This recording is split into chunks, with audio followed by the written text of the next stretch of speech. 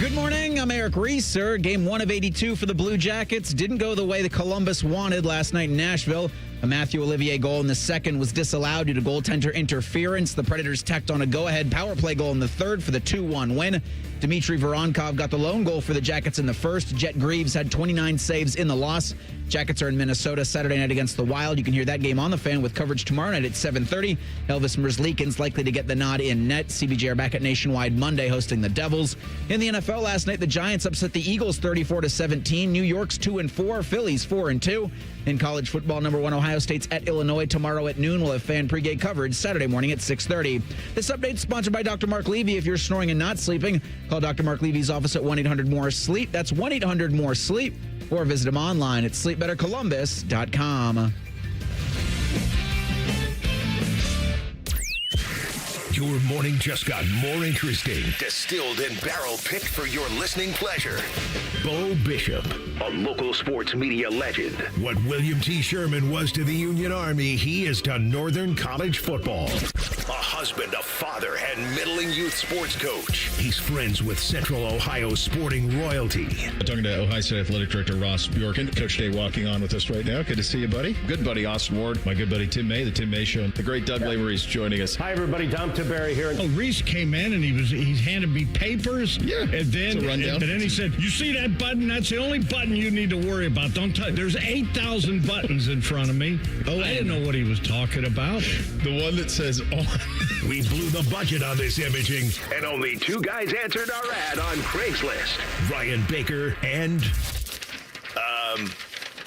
Eric Reeser. Act accordingly. You're now listening to Bishop and Friends. Bishop and Friends is sponsored by Diamond Seller, your true jeweler for over 75 years.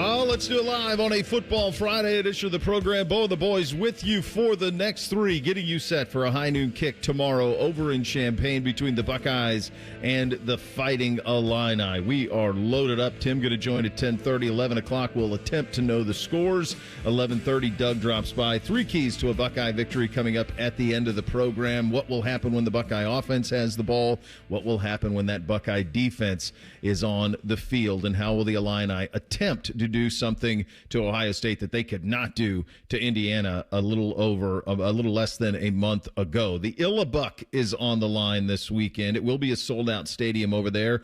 Hail to the Orange Out is what they're calling it. I do find this, it's probably my only beef with Ohio State historically. I wish we had more trophies. Maybe trophies are beneath us. That's probably a conversation for an alumnus, but I just wish we had more. We've got this Illabuck thing. So it was a live turtle in the 1920s. Illinois is beneath us, so there's that part of it too. So the turtle dies in 26, and then they go to the wooden turtle from that point on.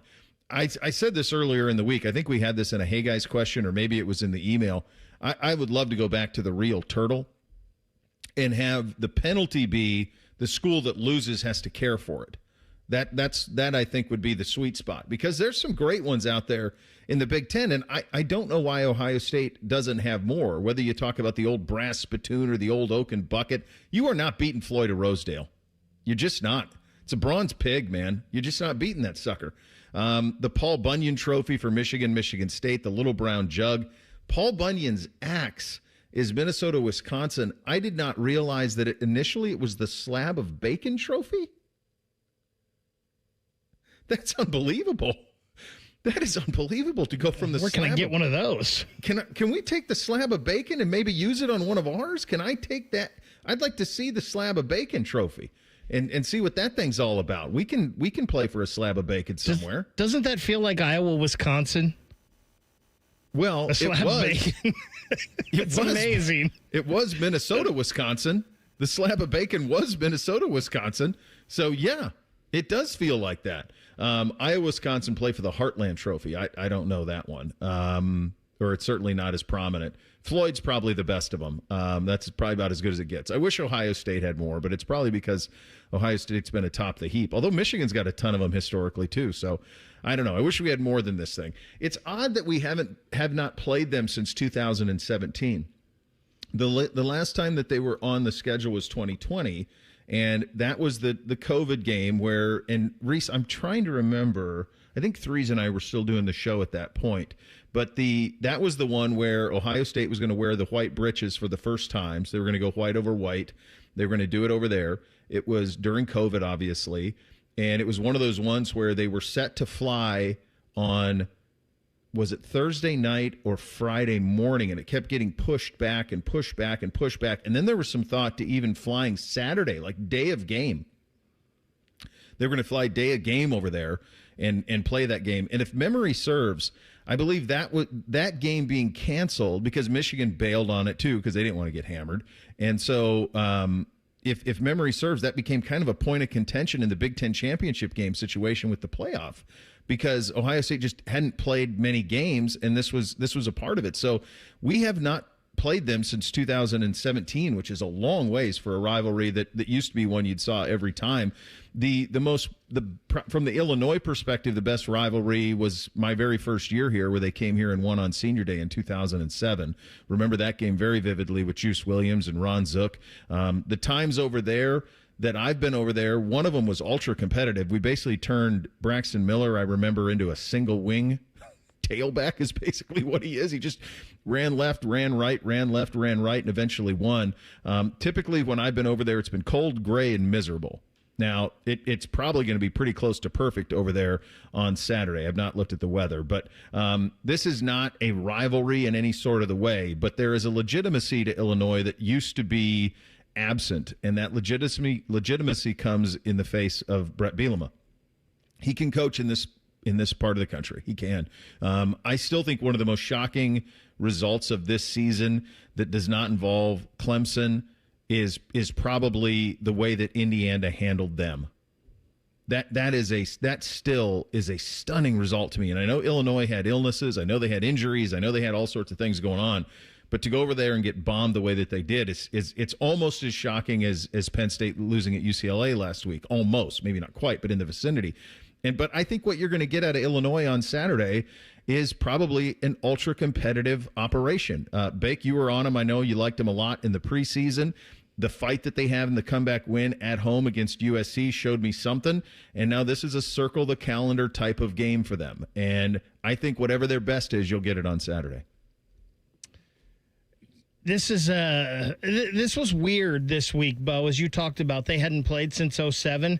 I think it was Buckeye Roundtable when Ryan joined the guys, and you heard him say, Illinois is the one place in the Big Ten I haven't been yet. Isn't that wild? And, Skip and the guys made a joke, you're not missing much, ha, ha, ha, and they had a laugh. But I was like, that's crazy. These two teams really haven't played since 2017. Yeah.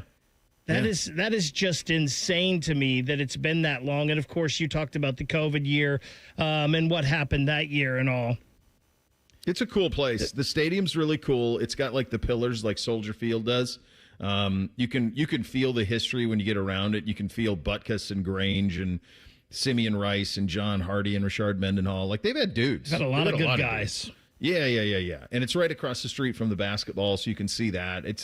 And then just not a half block, there's like a corn silo, or there was the last time. So it's right on the edge of farmland and stuff. So it's a cool place once you get over there. And they threw a bunch of money into it. When I was over there in 2000, last time I was there, I want to say it was 14. Did we play over there in 14? I want to say it was 14. And one of the things that I remember was what they did with, like, the one end of the stadium, they made it like their football place. And it's pretty cool. I think whatever the ceiling is at Illinois, Brett Bielema is on it right now, Reese. Yeah, this is a serious operation. I mean, you don't retain a lot of your talent from last season. They obviously lost their running back to Georgia that Bielema may or may not have said that they just stole him, but that's college football right now. And in these situations where you have players that rush for 1,000 yards in Power 4 programs, the biggest boys are going to come with the biggest offers. And so that's just kind of the situation that Illinois is in. But the fact that they didn't lose anybody else off a 10-3 football team last season is great. They can't defend very well. No. So I don't know how much about this is going to be about Illinois or it's going to be about Ohio State goofing around and finding out what a close game in Champaign feels like. The way that this team plays right now, it's hard for me to see this being a 4-quarter game. Yeah. Because and Altmaier's a nice player. I just don't know how they're going to score. To me, the way that Ohio State is playing offensive football right now, they can almost fall out of their bed and get to 24. So, on anybody. Just... And the other side of that, how do you score on them? And that's the point. That's the point. So, if you fall out of your bed and you get 24, who can get 27 on this defense? And my hunch is not Luke Altmaier and in the Illini. And I don't know if anybody in the Big Ten can, honestly. I think there's one team that might get there by the end, and you're not going to like it. But and certainly if it's Oregon. I mean, there's a couple. Oregon is the only talent equates game you got left. But yeah, I think this is going to be a real struggle for the Illini. We'll get you set as only we can. You're going to hear from coaches.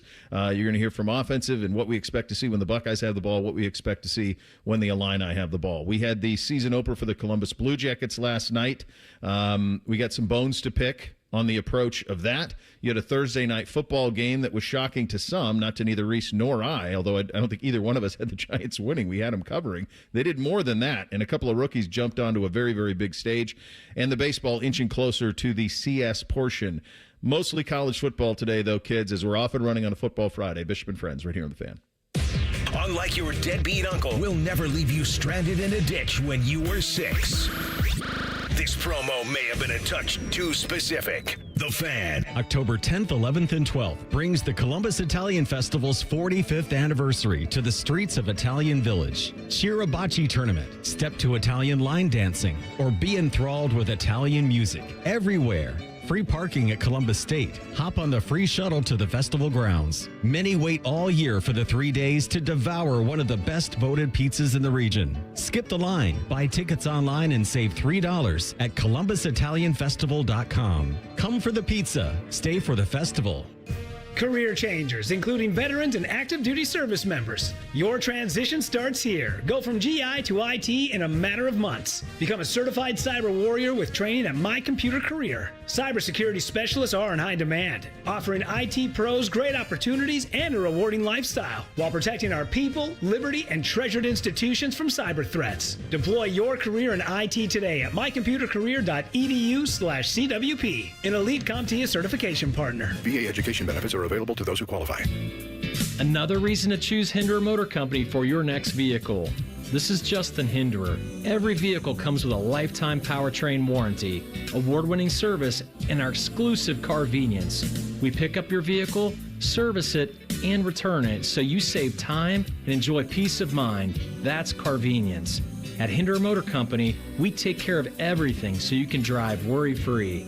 See why we're the best choice for your next new or used car by visiting HindererMotorCompany.com. Call the folks at Buckeye, night or day. Hi, this is Max with Buckeye Heating, Cooling, and Plumbing. Winter will be here before you know it, and that means it's time to get your heating and plumbing systems maintained. Our True Comfort membership is designed to keep things in tip-top shape. Thank you for letting us keep your home comfortable and plumbing worry-free. And when you need us, call 614-683-9911. Call the folks at Buckeye, night or day. Bet365 is paying out before the final whistle. Check out Bet365's unrivaled early payout offer. When you bet on the team to win and they take a 17-point lead, you get paid no matter the final score. Forget the final whistle and start counting that cash. Hold up, you get early payout on parlays too. Download the app and see why it's never ordinary at Bet365. Gambling problem? Call 1-800-GAMBLER. 21 plus only. Must be physically located in Ohio. T&Cs apply. Newman Roofing, as part of its 2025 Commitment to Community initiative, is proud to recognize individuals who go above and beyond to make a difference for people of all abilities. This week, we honor Jessica Komajati. Jessica has made a meaningful impact as a Special Olympics Ohio Fit 5 advocate, a youth leader, and a dedicated Buddy Walk committee member. During this Down Syndrome Awareness Month, Newman Roofing is proud to join forces with 10 TV and The Fan in celebrating our ongoing commitment to the community. All your favorite and least favorite fan shows are available wherever you get your podcasts. Just type in 971 The Fan to the search bar and hit that subscribe button. It's free. We're the land of the free and the home of the sunburnt, freckled fat guy. Join now. Helping a new driver get ready for their road test? Here's a convenient new way to make the most of your 50 hours of required practice driving time. The Road Ready Ohio app, available now at no cost to new drivers and their families. Road Ready Ohio keeps track of your driving experience together, providing feedback and safe driving tips. It even generates the documentation you need for the Ohio BMV. The Road Ready Ohio app, free to download in the Apple and Google App Stores. At the Ohio Lottery, we make Keno fun, your way. That means every few minutes across Ohio, 20 out of 80 possible numbers are randomly picked. And if some of the numbers you pick match, voila, you're a winner. Keno doesn't require you to know a single thing about sports ball or overs, unders, pluses, minuses, or lines, or whatever else. Keno is as simple as, did some of my numbers match? They did? Great. You just raked in some dough. There are more than 20 hours of Keno draws every day and thousands of places to play statewide. Lottery players are subject to Ohio laws and commission regulations. Play responsibly. Fan weather. From the Logan AC and Heat Services Weather Center. After quite the chilly start, we rebound nicely this afternoon with plenty of sunshine and highs right around 70. For tonight, mostly clear overnight with our lows down into the 40s, so not as cold. And then we kick off the weekend with mostly sunny skies and our highs getting into the low 70s. For The Fan, I'm meteorologist Meredith Garfalo with the 10 Weather Impact Forecast. Are you working? Because we barely are. It's Football Friday. Sponsored by Tansky Sawmill Toyota. Your home for football and quiet quitting. The Fan. Our top men are working on everything except this show. We have top men working on it right now. Who? Top men. You're listening to Bishop and Friends. Indeed you are. And the Capital Florida Columbus High School football game of the week takes us to Pick North. Friday night is the Panthers host Grove City. Coverage starts 6:30. The kick's at 7. After the game, it's Byers Subaru Dublin overtime with Bacon Lee. Friday nights are for high school football on the Fan. Got to be starting to have some playoff positioning, Bake, huh? A little bit of playoff positioning for the kids? Absolutely. I mean, especially Well, losing 4 spots this year. They're shrinking from 16 to 12 in each region. It's definitely looking at that kind of stuff right now. Absolutely. Reese, how did you consume entertainment last night? I had, so I've now, with Amazon Prime, got the FanDuel Sports Network attachment. So I had Thursday Night Football on the computer via Amazon, and then the Jackets Predators on the television. I did no baseball. I saw you commented on baseball. I did, because I saw how zany it was at the end between the Phillies and the Dodgers, where the relief pitcher for the Phillies throws home.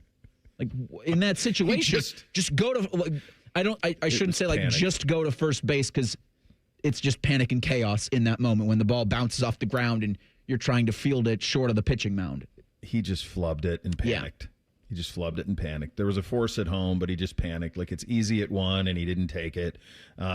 How did you consume entertainment last night, Bake? Look at Bake doesn't seem happy with how the Jackets went last night. I could see it in his face. I was all Blue Jackets last night. That was my main focus. When they went to commercials or intermission, I would check on the phone and see what was going on in the Thursday night football, and like, oh my God, what's going on here, Eagles? But I was sole focused Jackets. Marchenko was unbelievable in the first. I watched the first very closely. He was flying around like a maniac. I mean, he was great. Outside of maybe UC Soros, he was by far the best player on the ice last night. And remember, I said yesterday, I didn't know if he had another gear to get to. Boy, did it look like he did last night. Yeah, he was unreal. The Jackets lose the opener down in Nashville 2-1. When Jody was on yesterday, and we were talking about how they were situating those lines and who was playing with Fantilli, it surprised me that Kent wasn't playing with him. They have, it's a long season. They have their reasons, whatever. But you mentioned even something before we started the show at the end of the game, and They need to figure out that part of things, I think, a little bit, because you have some Ferraris that need to eat a little bit in those circumstances. And by no way am I comparing Adam Fantilli to these players, but when Edmonton needs a goal, Connor McDavid's on the ice. When the Pittsburgh Penguins need a goal, Sidney Crosby is on the ice. Yeah. Who is your franchise? Like, Z is your best player, right? Z's the man. But Adam Fantilli, 31 goals last year. Yep. And especially at the end of the year, he was on fire. Mm-hmm. The last minute 30, he doesn't touch the ice when you need a goal? Yeah. That's baffling to me. I do not get it. I don't understand it. And listen, was there anything, it's one did game. Anybody question post-game on it? I bailed. I didn't hear any post-game, so I'm not sure. It's one game, obviously. You don't want to overreact. But we said this yesterday. Adam Fantilli is the guy that's going to get you where you want to go. He has to be on the ice in those situations. And you need to play. And this is no knock on Boone Jenner or Cole Sillinger. They're very good players. They had great training camps. You need to put some offensive skill that can match what Fantilli not only brings on the ice, but what he sees on the ice, too. Yeah, and I think that this is the one thing this organization has. I think it's fair to say this organization has struggled with nurturing incredibly highly skilled players. They just do. There's a laundry list of them through the years that they have. And I'm not suggesting that's it. Fantilli had 31 last year, so it's one game. I'm not going to get crazy about it. But it would be nice to win the opener. And, that's something you pay attention to. From a football game perspective, and you see what this Giants team did. This is what happens, by the way, when you play young guys. So you get an emotional win 2 weeks ago, then you go to New Orleans and kind of fall on your face. Then you get back home, and all of a sudden you get what you had last night. If you're a Giants fan and you got Jackson Dart and Cam Scadaboo, that's a fun little Thursday night. And the reason that I picked it this way, Reese, and you were with me on this one last night. The reason that I picked the Giants to cover, I thought Philly would win the game, but the reason I thought the Giants would cover, Philly's got some struggles offensively, especially in the second half of games, and it reared its ugly head again last night where they did not score in the second half. For whatever reason, their halftime adjustments offensively are not happening. Meantime, for the Giants, they feel like they've hit the lottery now with Dart and Scadaboo. By the way, they're doing all this without Malik Neighbors. So they've won 2 out of 3 against quality opponents, and one of them being the Super Bowl champion division rival, and Malik Neighbors isn't on this team. All of a sudden, Daboll looks like maybe he's got a future. You have a nice young core of talent in New York that's kind of all percolating at the same time. That's a fun Thursday night. I don't think that Giants team's going to be anything long-term this year, but that's all that you can. To me, as a fan base, you get me a couple of rookies having some nights, that's a win for me on a Thursday night. Yeah, you got Cam Scadaboo, 3 touchdowns, doing backflips in the end zone. He gets a taunting or excessive celebration penalty that goes back 15 yards, and the next play he gets the first down again. I mean, it's like an attitude for this team that they haven't had in a long, like since Victor Cruz was doing the salsa in the end zone. Like, has there been really an attitude with this that makes it fun? Like, they've got I think they got the Eagles again in 2 weeks, and that game will be in Philadelphia. So you've now made something that I had no interest in 3 weeks ago, looking at the Giants schedule, being, I don't care about any of these idiots. And now I'm thinking, oh, these idiots actually might be fun to watch. Yeah, and also, guys, it shows you how easy it can be for these quarterbacks who have played a lot of college football to come into the NFL and have success. Jackson Dart, didn't he start 4 years at Ole Miss? It's a ton of starts. Like, he played a lot of football at Ole Miss. It's not that different. The timing's a little different. You're going to make some mistakes. Some things are a little bit more confusing. But the reality is that the college game and the NFL game have never been closer in regard to how they're coached. Jackson Dart obviously has a little bit of swagger. But, man, doesn't Cam Scadaboo seem like a follow me to freedom type guy? I think they both kind of have it, Blake. I think they play off each other. I know Arizona State, I know Kenny Dillingham, we like him a lot, and Sam Levitt has got some ability at quarterback. But I pay attention, almost like Dak Prescott, when he made Mississippi State the number 1 team in the country and beat Alabama. Dak Prescott raised the boats there. He raised the water level for everyone at Mississippi State. I think Cam Scatterbo kind of did that too with Arizona State last year, and that kind of means something. And he has come to the Giants. And, unfortunately, Tracy got hurt because he had been a pretty good running back for them the past couple of years. But, man, it seems like it's his team now, and he is a workhorse. Yeah. I also think they've caught the Eagles at a really bad time because that Philly offense predictable. They ran the tush-push 4 straight times for their final touchdown in the second, and just something seems wrong with them offensively. Yeah. And then defensively, they're just not physical. They had a chance to take control of the game. Jalen Hurts missed Devonta Smith as open as you can miss a wide receiver. I mean, he's just running all by himself, and he just overshot it, and it dropped. So crazily enough, I mostly watched. I had all 3 screens on, so I watched them all. But the one that I was drawn to most was Dodgers and Phillies. It was a beautiful game. Sun setting in Los Angeles, Chavez Ravine, all of it. Phillies are in the powder blues, all of that. Dodgers were the team of my youth. This was the most baseball I watched all year. I picked it up in, I think, the 4th inning, and I watched it all the way through. You guys watch a lot of baseball, so this is normal for you. Mookie Betts is playing shortstop. I don't think he had a ball hit to him from the 5th inning on. He was part of a double play that they didn't turn, but didn't have a ball hit to him playing shortstop. If you're an old guy like me, you're going, hold on, man. Ozzie Smith used to field 22 balls a game, it felt like, at shortstop. You know what I mean? That's just what you did. Shortstop is where you put your best fielder, and you handled business. In the 90s, it was the glamour position for Jeter and A-Rod and Garcia Parra and all those guys. You put the dude at shortstop, and they had to turn plays. There were 24 strikeouts in an 11-inning game last night. There were 11 hits. 11 hits in an 11-inning game. 11 hits might be a lot. It floored me, dude. I was like, God, this is awful. There's nothing in play. And I know you're used to it. I haven't watched much baseball in the last 2 or 3 years, so I'm sure this is just the way it goes. But it was just like nothing was in play. The Dodgers win the game on a throwing error to home plate in the bottom of the 11th on a dribbler to the pitcher's mound. Yeah. Just a dribbler. Bo, chicks dig the long ball, not beating out grounders to short. It's a bad night for Philly sports. And listen, they all took L's. We talk about that play with the pitcher, right? Yeah. That's a play pitchers were used to. Back in the 90s, you had a lot of bunting and you had a lot of put the ball in play. You don't get that a lot anymore. That's a play that a pitcher doesn't have to make very often anymore, probably. I'll say this. I wouldn't think so. The Phillies look good. Like those powder blues with the red trim.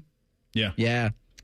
Why do we go away from things like that sometimes? I think it's perfect. Why did you leave them? I also think powder blue is kind of a cheat code. For whatever reason in the 80s, everybody's road uniforms were powder blue, like the Royals, the Cardinals, the Phillies, the Brewers. All of them used powder blue as the off. So a little bit of a cheat code there. This I think sums it up. Ohtani, Betts, Hernandez, Freeman. I assume that's as good of a first 4 as you're going to find in Major League Baseball. Those 4 guys combined for 5, 6, 8 Ks. They struck out 8 times, those 4 guys, in the game last night. I don't know. Hit it and play, man. Give me something to watch. But anyway, the Dodgers do advance. Happy for Fish. His Cubs forced a Game 5 with the Bruker. We'll get back to the task at hand, and that means the Buckeyes and Illini in a high noon kick over in Champaign. You'll hear from Ryan Day, Brett Bielema as well. It's all coming up in 2 minutes. Bishop and Friends right here on The Fan. More than a few of our patients have talked to me about their first time, but it's not the first time you're probably thinking about. It's the first time that erectile dysfunction ruined the moment. This is Jeff for Tri-State Men's Health, and if you're over 50, it's likely that you've had that first time yourself. But the good news is that if you're like most men, that first time can be the last time that ED impacts your sex life. At Tri-State Men's Health, we're experts in treating ED. We've treated tens of thousands of men using protocols with success rates well over 90%. And those treatments have, in most cases, made sex great again for both them and their partners. You could even find that you're performing like you haven't in years. So if ED has been affecting your intimacy, it's time to make the last time that happens the last time that happens. For just $99, you'll receive blood work, a medical consult, and if medically advised, a test dose. And if that test dose doesn't work in the office, your visit is free. Call 800-900-9654 or go to tristatemenshealth.com. We have 6 offices in the tri-state area to serve you. Buckeye fans, introducing Behind the O, the brand new app packed with original athlete and fan-driven Ohio State sports content. It's free to download in the App Store on iOS and Android, and every time you open it, you're helping generate NIL dollars for your favorite Buckeye athletes with zero cost to you. Get exclusive access to fresh behind-the-scenes videos, training routines, athlete lifestyles, and more from every Ohio State sport. Don't wait. Download Behind the O now and get closer to your Buckeyes than ever before. Behind the O, free for fans, NIL for athletes. Ready for your next truck? At Krieger Ford, we have just what you're looking for. Trade in your vehicle and get a new Ford F-150 with a black appearance package for $11,000 off MSRP. It's all part of the Krieger commitment. Best cars, best people, peace of mind. Visit us today on Morris Road in Columbus or find your new truck at KriegerFord.com. Care Heating and Cooling. When you need a company you can trust, call 1-800-COOLING. Bishop and Friends is sponsored by Diamond Seller, your true jeweler for over 75 years. The Fan, Ohio sports destination. What's up? What's up, man? What's up with you? Sponsored by Newman Roofing. For all your roofing, gutter, or siding needs, call Newman Roofing today at 614-NEW-ROOF or visit online at newmanroofing.com. Well, here's what's up on a Football Friday. It is the Buckeyes making the trek due west to Champaign to take on the Fighting Illini. It will be a noon kick here. It will be an 11 a.m. kick over in Champaign. The Illini, this is their second time in 3 weeks that they've been the big noon game. They hosted USC a couple of weeks ago, won that game 34-32, fought back, and eventually got a victory coming off of a beatdown in Bloomington that I think shocked much of the college football world that happened the week previous to that. You're going to get their best. Here's the thing with Brett Bielema at Illinois. He has certainly elevated that program. It's probably as elevated as it's been since there was a time when Ron Zook was able to pull 5-star recruits there. He's got the fan base energized. He's got the NIL energized, at least to the level that Illinois is capable of. Here is Ryan Day from his show on Brett Bielema and the job he's done at Illinois. Yeah, he's a very good coach, and obviously has a great history of winning games and in this conference. And we know going on the road, first off, in this conference, it's difficult to win, but then with an experienced quarterback, we know that's going to be a huge challenge. He does a great job, but on defense, yeah, they change up the looks. When Coach Walters left and went to Purdue, they made the change there, and then Coach Henry's done a really good job of finding what his guys can do well. They really challenge them in terms of having multiple looks and multiple coverages and try to change the disguise, and it's very intricate defense. And their players are smart, disciplined, and can execute it well. Yeah, and the other thing that you get when you're big bad Ohio State and you roll into town is you're everybody's Super Bowl. And everyone's going to play their best against you, especially out of the gates. They're going to be keyed up. They're going to be bouncing around. And that first blow that they throw, you have to be able to receive it or deflect it and then counterpunch. And Ohio State's been excellent at that through the years. Here's Ryan Day on the mentality it takes to play everybody who you play their best game. Yeah, every time we play in a game, I try to say that, you're playing across the line, you're playing Superman. What I mean by that is, like, they're going to play their best game against you. You're Ohio State, and not only individually do they want to put film out there that they say that they could beat Jeremiah Smith or Caleb Downs or whoever it might be, but for their team, this is an opportunity for them to really put a notch on their belt and get a win against top team in the country. So I think that's what you have to understand. But when you come here and we talk about it in recruiting, that's the case. That's the way it always has been and always will be here at Ohio State. So we have to continue, like the question was, stay hungry and stay desperate every single week, regardless of what happened the week before. He's made a big point this week of talking about that, the notion of it doesn't matter who we're playing ourselves to the standard. It helps that Illinois started this season ranked where they were. That'll get players' attention. I think noon helps when you play over there. I think you're going to get the attention there. When they take those buses and they drive onto campus and they see Big Noon and they see the desks and they see the fans, there's some juice that comes with that.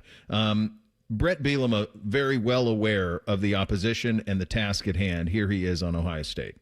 Obviously, a tremendous challenge here with Ohio State. Got a lot of respect for Ryan and his staff, and know several of his coaches. Don't know them well.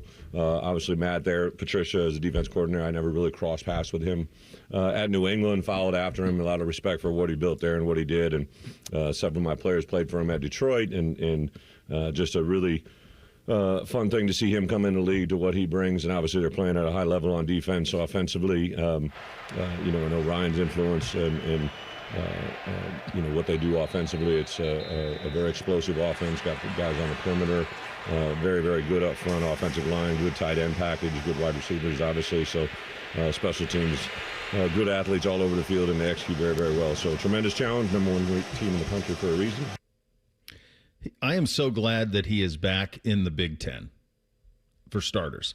I think it's pretty remarkable what he's done here. So previous to him arriving is the Lovie Smith era of Illinois football, and it's pretty bad. And it's a big hole to dig out of. Year one, he goes 5-7.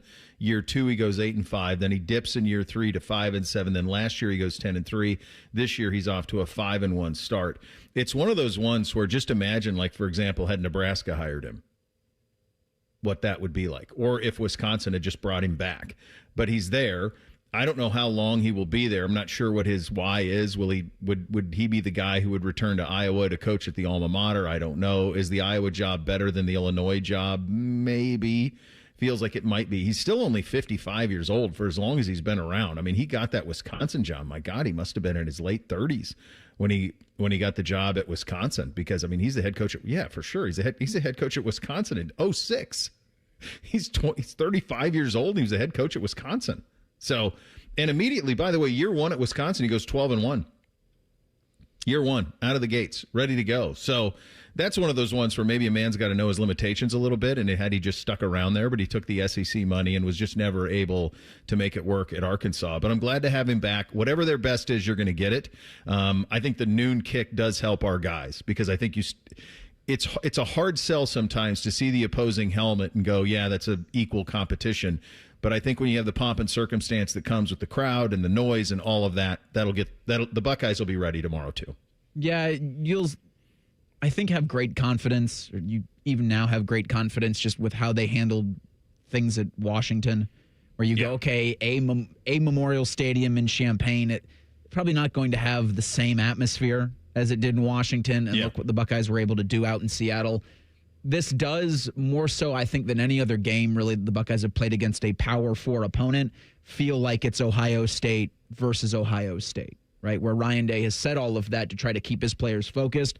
But tomorrow, for me, just having watched Illinois the past couple of weeks and also watched Ohio State, like, the Buckeyes will only be in this game if they allow Illinois to stay around. And that's with turnovers, that's with sloppy play, that's with kind of waking up in the second quarter. If you do that tomorrow in Champaign for Ryan Day and company, it's going to be a long afternoon. I just don't see that being the case, and I really can't get up much on this Illinois team, having watched what I've seen and knowing that, Luke Altmaier was very ballyhooed coming into this season, as were a lot of quarterbacks who have all just kind of been stinkers. Altmaier, though, hasn't been a stinker. I mean, he's been pretty good. He hasn't thrown for over 1,500 yards and no interceptions so far. I wonder if Ryan and the coaches just have Juice Williams on repeat all week at the Woody. Like, hey, guys, just so you know, pay attention to this. Also, when you're talking about Bielema there, would he work at Penn State? I think so. Could he take over for Franklin? And I think so. Yeah. I kind of do too. Yeah, I think he so. should go back to Wisconsin. Reconnect. I mean, Wisconsin, I'm sure, would love to have him. I just don't know if Wisconsin can afford to buy out Luke and pay him and everything else.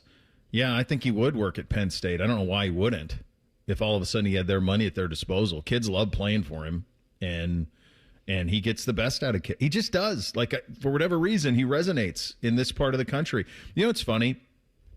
In my mind's eye, the 2 times that I went over there to watch Ohio State play were both competitive games. Like, the way that I remembered them was that it was a struggle. But it's very possible that I took the struggle of the weather and everything and just applied it to my memory of the game, because guess what? Neither one was a struggle. In 2012, Ohio State went over there 9-0 in early November and won 52-22. Are you ready for these rushing statistics from Ohio State that day with Carlos Hyde and Breonte Dunn and Braxton Miller and Rod Smith and Kenny Guyton? Breonte Dunn. Breonte Dunn, haven't heard that in a while. Wow. Buckle up on this. 57 carries, 330 yards rushing as a team in that game. Braxton was 12 of 20, 226 and 2 touchdowns. Ohio State won 52-22. I was over there in 14 again, and I was talking about this with Tyvis. I remembered the hotel. He couldn't remember anything. He goes, it was 10 years ago. I can't remember everything. I remembered all of it. Ohio State won that afternoon. That was another one, early November 3rd. Ohio State won 55-14. JT Barrett was 15-24, 167 and 2 touchdowns. Ohio State that time ran it 44 times for 296 yards. Zeke, Curtis Samuel. Cardale Jones had 7 carries for 47 yards. I was there. I don't remember that at all. At all. Jalen Marshall, 5 for 42. Warren Ball, 7 for 37. Yeah, you have it in your head that it can get crazy over there, but for the most part, Ohio State handles this. Illinois hasn't beaten Ohio State since 2007. I mean, that's the last time it's happened. It's interesting that you mention the rushing stats, Bo. Yeah. Because historically, Ohio State's some pretty big rushing games against Illinois. Eddie's game in 95 was against Illinois. Keith Byers' game was against Illinois. Carlos Hyde with 246 against Illinois. So I wonder if that maybe means a big game from 25 this week. Could be. Could very well be. I think it's a pick the poison one. I agree with Reese's point. I think this is Ohio State against Ohio State. As long as they don't turn it over, as long as you handle your business, you should be more than fine in this one. It is a massive weekend in college football. Coming off of a massive weekend in college football. We'll get you set for the weekend ahead coming up next. Bishop and Friends right here on The Fan. Head to 971thefan.com to listen on demand and subscribe to all our podcasts. Wasting time has never been easier. The Fan, Ohio sports destination. Everyone deserves a great car, regardless of credit. At Capital Ford of Columbus and Whitehall, we say yes to all credit types. Explore our selection, get financed in minutes, and own the road. Stop in today or visit us online at capitalfordofcolumbus.com. Timmy Hall and AI Common Man here for Hollywood Casino Columbus and the ESPN Bet Sportsbook. This ain't one of them, Timmy. It's not the show, it's a spot. All October, we're watching our football team on Saturdays and the tailgate buffet. Ooh, Mikey likey. Plus, they've got the 3 apps for $12 deal, and you can beat the crowds and reserve a table. Yes, do that at HollywoodColumbus.com. And we got a special offer this month. Become a new member of our rewards program on the ESPN Penn Play app and get a $20 dining credit. Gambling problem? Call 1-800-GAMBLER. Hi, I'm Dr. John Runyon from Runyon Dental Group. Are you missing teeth or do you have uncomfortable dentures? Dental implants can not only transform your smile, they can restore your confidence and allow you to eat those foods you love that you've been missing. When I was in my early 30s, I was in a similar situation needing complex dental work and dental implants. I understand all the emotions that you're feeling because I've been the patient and I know that we can help you. Schedule a free consultation today at RunyonDentalGroup.com. That's RunyonDentalGroup.com. The number one problem we see at our clinic is delaying treatment. ED and low T can get worse. Book your appointment right now. Call 614-300-7400. Prefer privacy? Book online in under 30 seconds at ColumbusMensClinic.com. At our clinics, men's sexual health is the whole job. Look, I'm a normal guy too. I hate going to the doctor, but we've helped so many guys in here just like you. Even if pills have failed, our medical team is going to take the time to talk you through it. Same day in-house lab, and the treatments, well, they could change your life. Your local medical team has your back. ED, low T, Peyronie's, size, and shape modeling. We tailor what works for you. I'll get to the point. Can you imagine epic workouts and epic sex? Yeah, I said it. A stronger you is closer than you think. We're available right now. Call 614-300-7400 or book in 30 seconds or less at ColumbusMen'sClinic.com. Columbus Men's Clinic, making it happen. Hey Columbus, it's Lorenzo Stiles Jr., Ohio State student athlete. It's football season, and just like on the field, success starts with the right game plan and the right team. That's why I'm proud to team up with Monogram Homes. They're the true custom home builder, bringing precision, creativity, and attention to every detail, just like we do on Saturdays. If you're ready to build, don't settle for standard. Go custom. Go Monogram. Visit monogramhomes.net to start building today. Monogram Homes, a builder you can trust. Your credit doesn't define your ride. Capital Ford of Columbus and Whitehall approves all credit types, good, bad, or rebuilding. Get behind the wheel today. Call 614-861-7150 or apply online at capitalfordofcolumbus.com. Ryan Day's Buckeyes hit the road for a Big Ten battle with Illinois. Live fan coverage starts Saturday morning at 6:30 with the kick at noon. Every game, every season, your flagship home of the Buckeyes, The Fan, Ohio sports destination. Delaware County Veterans Services is ready to help you access VA benefits, emergency financial assistance, dental and medical grants, transportation, and more. Give Delaware County Veterans Services a call, 740-833-2010 to schedule an appointment. For 48 straight years, Ford F-Series have been the best-selling trucks in America. We got here by engineering breakthrough technology, redefining Built Ford Tough, and never settling for second best. But what's really made Ford F-Series the #1 selling trucks in America is you. Ford F-Series, Built Ford Tough. Based on 1977 to 2024 calendar year total sales. With business banking, Tel Ohio Credit Union takes it personally. That's why they are the #1 SBA lender among Ohio credit unions. You are a member, not a number. That's the Tel Ohio difference. Visit telohio.org/business. Certain restrictions apply. Tel Ohio is open to all in Central and Southwestern Ohio. Federally insured by NCUA. All your favorite fan shows are available when you want them. Head to 971thefan.com and hit that subscribe button. The Fan, Ohio sports destination. The perfect show for quarter zips and khaki shorts. You're listening to Bishop and Friends. Indeed you are. Last weekend, massive consequences around the sport in college football. This weekend, you've got some massive games as well. College game day will be out at Eugene. You have Indiana at Oregon. Tricky noon kick for Bama at Missouri. That's this weekend as well. Oklahoma, Texas in the Red River Shootout. And then Michigan is at USC. That is your NBC game, and that one will be in prime time. I'm very curious about that one as well. As we start to get into this, guys, this is second week in October stuff here. When you start having the conversation about building a resume for a 12-team playoff and how many losses can I take on, I think some of these teams are going to get to start to be in that scenario. For example, can Alabama afford to lose at Missouri and drop its second game? I mean, sure, you could win the SEC, so you're not eliminated. But if you lose to Missouri, there's probably another one coming down the line as well. Their schedule is incredibly robust. Texas's season is on the line in Red River. If Texas has 3 losses by October 11th, the preseason #1 team in the country, I'll give you this challenge. Give me if that happens, if they lose to Oklahoma tomorrow, and oddly enough, Texas is favored by 1.5, which I don't get. That scares me because I liked Oklahoma all week long, but then I see Texas is favored by 1.5, and I don't get that at all. It makes me very nervous. If they have 3 losses by October 11th, is that the most fraudulent preseason #1 in your memory? Preseason #1 eliminated by October 11th? Yeah. And you obviously shouldn't ever call it a shootout, but this year you definitely can't. The over-under is 45.5. So don't call it a shootout. And I saw Johnny Mateer at a Chipotle and flexing his hand like he's going to give it a go. If I'm Venables, I would not play him. I would not. I don't know that you need him to beat the Texas team that I've seen the last couple of weeks. Texas went away after they lost to Ohio State, and they played a bunch of nobodies and struggled with a lot of them. Then they went to Florida and got whipped. And I don't see anything with Texas that's scary at all. If I'm Oklahoma, I don't think you need it. And I know they got massive tests coming. I would play it safe, and I think you can get a win in a slugfest game against Texas by just playing great defense, and that would probably be my approach. I just wonder if your Venables, how you balance that, because Mateer's kind of your engine. You know, he's the moxie guy, the follow me to freedom guy, that I'm in the foxhole. I want you with me as we go into no man's land.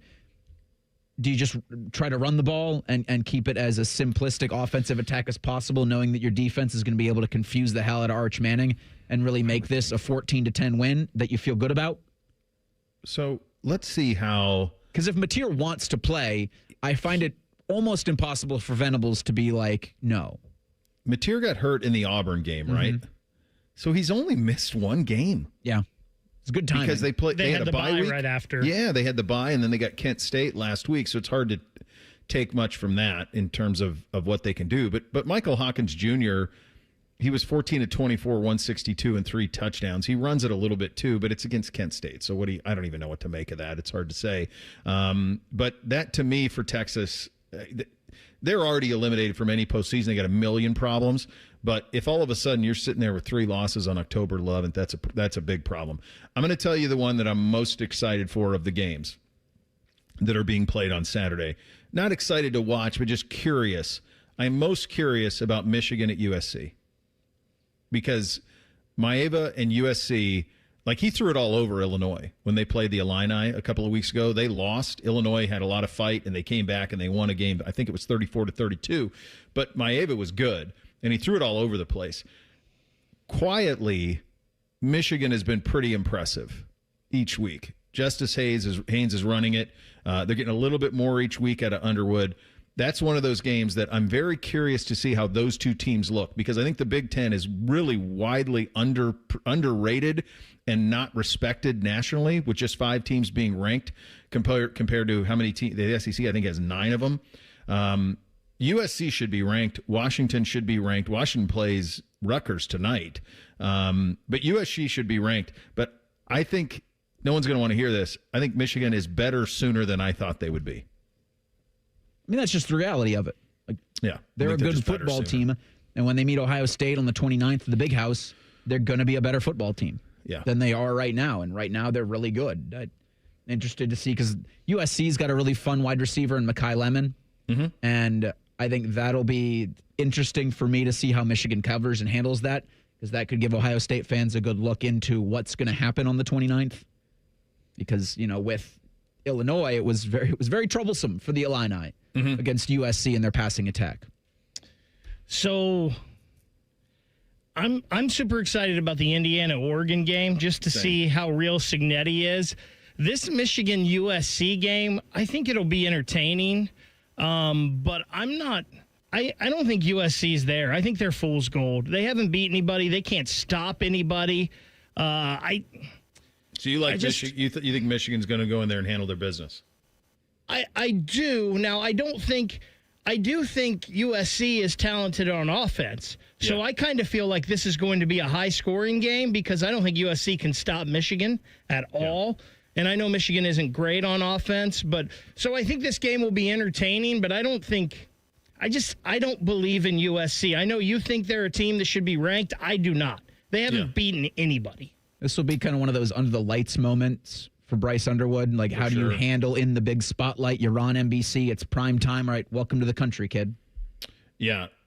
This is a referendum game for Cignetti. For sure. He doesn't have to beat Oregon. He doesn't. But they can't get run, and I don't think they will get run. What if they do? What if they win? What if they go into Eugene as 7.5? Then they're the number 2 team in the country if he wins. Maybe number 1. That's a fact. If he goes out there and wins. Chaos. Yeah, and from a schedule standpoint, if they go win at Oregon, book it. They're going to the national champion. They're going to go to the playoff, because the only other thing they have left that's talent equates is at Penn State. That's it. They don't have Ohio State this year, obviously. They're at Oregon this week. Then it's Michigan State, UCLA, at Maryland, at Penn State, Wisconsin, at Purdue. So if they get through this one, he's going back to the playoff. And I'm going to have to eat even more crow with this guy, which I'm not fond of doing. I don't think they will, because I think Oregon's really, really good. But I do think that Cignetti's going out there a little bit with house money, guys. I think he can make the playoff even with a loss. The only thing that would hurt him is if he gets bombed, the way he got bombed over here last year when he was running his mouth and Will Howard's putting out cigarettes on the sidelines. I mean, that's the only way that this goes really poorly for him if it goes that way. Anything else would be viewed as almost a success, even amidst a loss. Bo, I'll show you how I season that Clemson crow real nice so you can do that for Cignetti and make it tolerable. I do not want to do that. I do not want to do that. We've got some learned and earned coming your way next. In addition to that, what happens when the Buckeyes have the ball? What happens when the opposition is trying to stop an Ohio State offense? It seems to be getting better and better with each week. Tim May coming up at 10:30. Bishop and Friends right here on The Fan. During this 10-second promo, Rothman will lose money gambling on something. People like you come here and blow the family nest egg that built this town. Rothman and Ice. Weekdays from noon to 3. The Fan. The season may be winding down, but there's still time to make the most of Buckeye Lake. At Buckeye Lake Marina, we have year-end deals on boats, accessories, and more to get you ready for next year's adventures. Looking to upgrade? The Buckeye Lake Marina staff is there to help you find the perfect boat at unbeatable prices. Buckeye Lake Marina has a long list of satisfied customers and want you to be the next. Don't wait. Sail into savings at Buckeye Lake Marina before the year ends and find the boat that's just right for you. Visit BuckeyeLakeMarina.com for more. Hey there, you've got a ton of equity in your home. You're sitting on a gold mine. You could do so much with all that cash, like travel, invest it, or pay off debt. But you can't touch it unless you sell your home. But you really don't want to move. And besides, homes are sitting on the market a long time these days. You're trapped, right? Not with TrueHold. With TrueHold, you can cash out your equity in as little as 30 days. But listen, you don't have to move. You can stay in the home you love as a renter. That's TrueHold's Sell and Stay program. Cash out your entire home's value and stay put. TrueHold even covers property taxes, property insurance, and essential repairs. Imagine using that equity to travel, invest, or pay off debt. And you can stay in your home. It's brilliant, especially in this slow market. Get your all-cash offer now. Call 1-855-300-9993. Again, that's 1-855-300-9993. Or visit TrueHold.com. The smarter, faster way to cash out on your home's value without moving. That's TrueHold.com. Hey, Buckeye fans. As the official wing sponsor of Ohio State Athletics, Roosters is kicking off an incredible giveaway you won't want to miss. This football season, we're giving away 12 ultimate Buckeye experiences. 3 drawings, 12 winners with prizes including tickets, sideline passes, and 3 trips to a Buckeye first-round postseason game. Go to roosterswings.com to register and see all the details. 3 drawings, 12 amazing prizes. Register today and every day. Roosters, a fun, casual joint. It's been over 2 years since Bobby Carpenter had regenerative treatments at QC Kinetics. He needed relief from knee pain, but he wanted to avoid surgery. I thought I might have to have my knee scoped, had some injuries, some lingering pain from stuff that I had been dealing with from years of playing professional football, and things had kind of flared up again. I started talking to a friend of mine who's orthopedic, and he was like, well, try to avoid surgery if you can. And you absolutely can avoid surgery. QC Kinetics provides patients with state-of-the-art regenerative treatments, orthobiologics from your own body that help heal and restore damaged, aching joints. And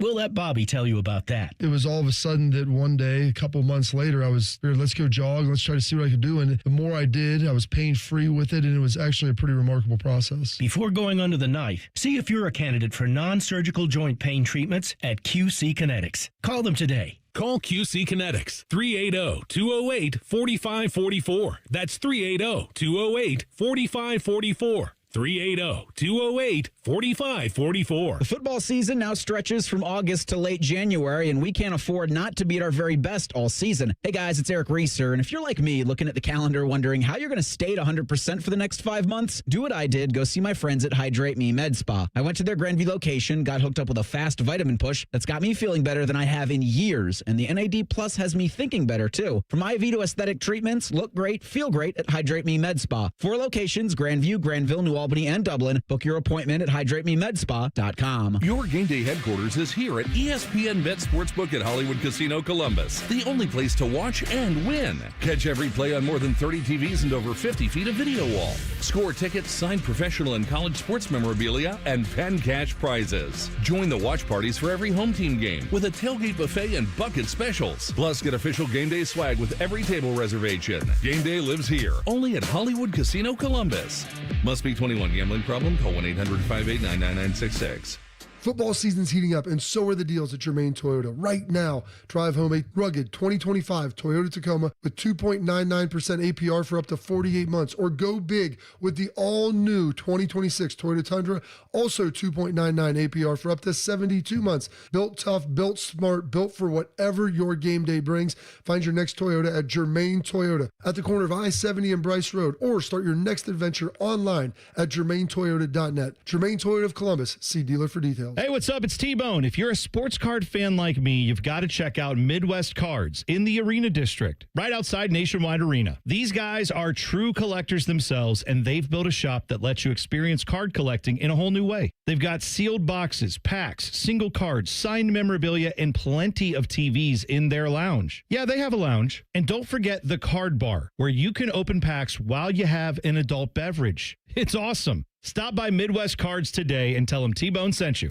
Broadcasting from the Lindsay Honda Studios. Honda makes the cars. Lindsay makes the difference. Visit lindsayhonda.com. WBNS-FM, HD1 Columbus. Good morning. I'm Eric Reeser. Bad night for the Blue Jackets Thursday in Nashville. CBJ had a second period goal disallowed, then allowed a go-ahead Predators power play goal in the third en route to a 2-1 loss in game 1 of 82. Jet Greaves had 29 saves in the loss. It'll likely be Elvis Merzlikins in the net for Columbus tomorrow night as the Blue Jackets battle the Wild in Minnesota. You can hear that one on The Fan with coverage Saturday night at 7:30. In the NFL last night, the Giants beat the Eagles 34-17. In college football, number 1 Ohio State's favored by more than 2 touchdowns. Buckeyes are playing at number 17 Illinois tomorrow at noon. The Illini haven't beaten the Buckeyes since 07. That game was in Columbus, but OSU was ranked number 1. On the field tonight, South Florida's at 5-0 North Texas. Washington hosts Rutgers at 9 o'clock. This update sponsored by Roosters. Roosters is giving away 12 ultimate Buckeye experiences, tickets, sideline passes, trips to a Buckeye first-round postseason game. Register today and every day at roosterswings.com. The friends are the guests and listeners. Reeser and Baker just work here. Back to work. Back to work. Everybody, work, work, work, work, work, work. You're listening to Bishop and Friends. All right, second hour on a Football Friday. Tim May coming up in 28 minutes from now. Between then and now, time for a little learned and earned. Hit it, fellas. Bishop and Friends present Learned and Earned. What we learned this week and who's earned a drink. Sponsored by Go Brewing. Visit gobrewing.com/thefan and claim your buy one, get one free 6-pack of Go Brewing. And our favorite nominee here gets a 6-pack of non-alcoholic beer from our friends at Go Brewing. I've got 2 from the college football weekend last weekend. I think my first 6-pack, I'd give it to Jerry Neuheisel. Not just for calling a great offensive game for UCLA, but looking exactly the way that he looked more than a decade ago when he was playing there, and he was carried off the field as a backup quarterback to I think it was Tyler Huntley, or Hundley was the name. I forget who the name of the quarterback was at that time at UCLA. Brett Hundley. Ended up playing for the Packers a little bit later on, but looking exactly the same. Time has stood still for Jerry Neuheisel, and then he gets on the mic post-game, and my God, he sounded exactly like his father.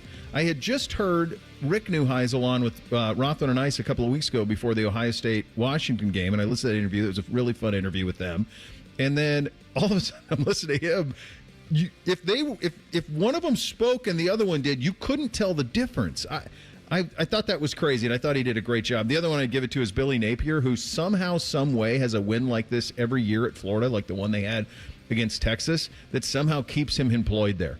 He's been there a long time. They've been brutal for a long time, but every year a team goes into the swamp and they're reeling, and he springs an upset, and he sprung an upset against Texas last week. By the way, you can earn that 6-pack from our friends at Go Brewing, either in the YouTube chat or on the social at 971BFS. Reese, who you got? Yeah, Chris in the YouTube chat, he nominated Tim Skipper, who's UCLA's interim head coach right now. The Bruins are at Michigan State tomorrow at noon. It's funny, Jerry Neuheisel looks just like Sunshine, the quarterback from Remember the Titans. If there is a more UCLA person to lead the Bruins in their football program, you'd have to show him to me, because right now it's Jerry, but Tim's right now running that operation. Do you think, if you're them, do you consider hiring him? Can you take a risk like that after just taking one with Deshaun Foster? No. I do think you need to do a national coaching search. You can interview him, Skipper and Neuheisel, and you can do whatever you can to keep Neuheisel on the staff. but I just don't think you can afford to do, well, he's a UCLA guy. It's like, yeah, you just tried that. He's got some charisma, though. There's a future there. You need to, at places like that, you need to find somebody who can connect, not so much with recruits. You need someone who can connect with alumni and can get them activated is what you need. I think if you're UCLA, want to try somebody with the Lane Kiffin approach, who's done it at a lot of places before. Kiffin's my nominee this week. Not only are the Rebels 5-0, but they went from a quarterback in Austin Simmons, who is going to be Jackson Dart's successor, to now a guy named Trinidad Chambly, who is a folk legend in Oxford, to the point where they've got Trinidad and Tobago flags everywhere. Here was Kiffin from earlier this week, Baker. I'm going to do a little bit of switcheroo on you, talking about the starter for Ole Miss's game tomorrow against Wazoo and how, well, the lore might be a little more than what the kid actually is.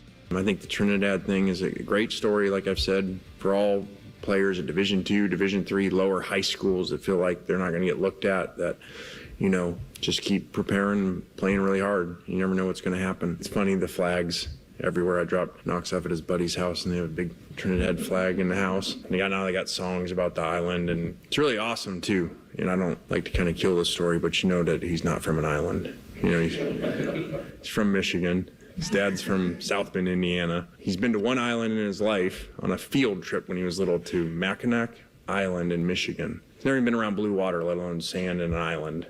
So he doesn't come from an island, but it's a great story. I think in the South, there's a saying like, don't let the facts and details get in the way of a good story. So maybe we'll just run with this one. That's amazing.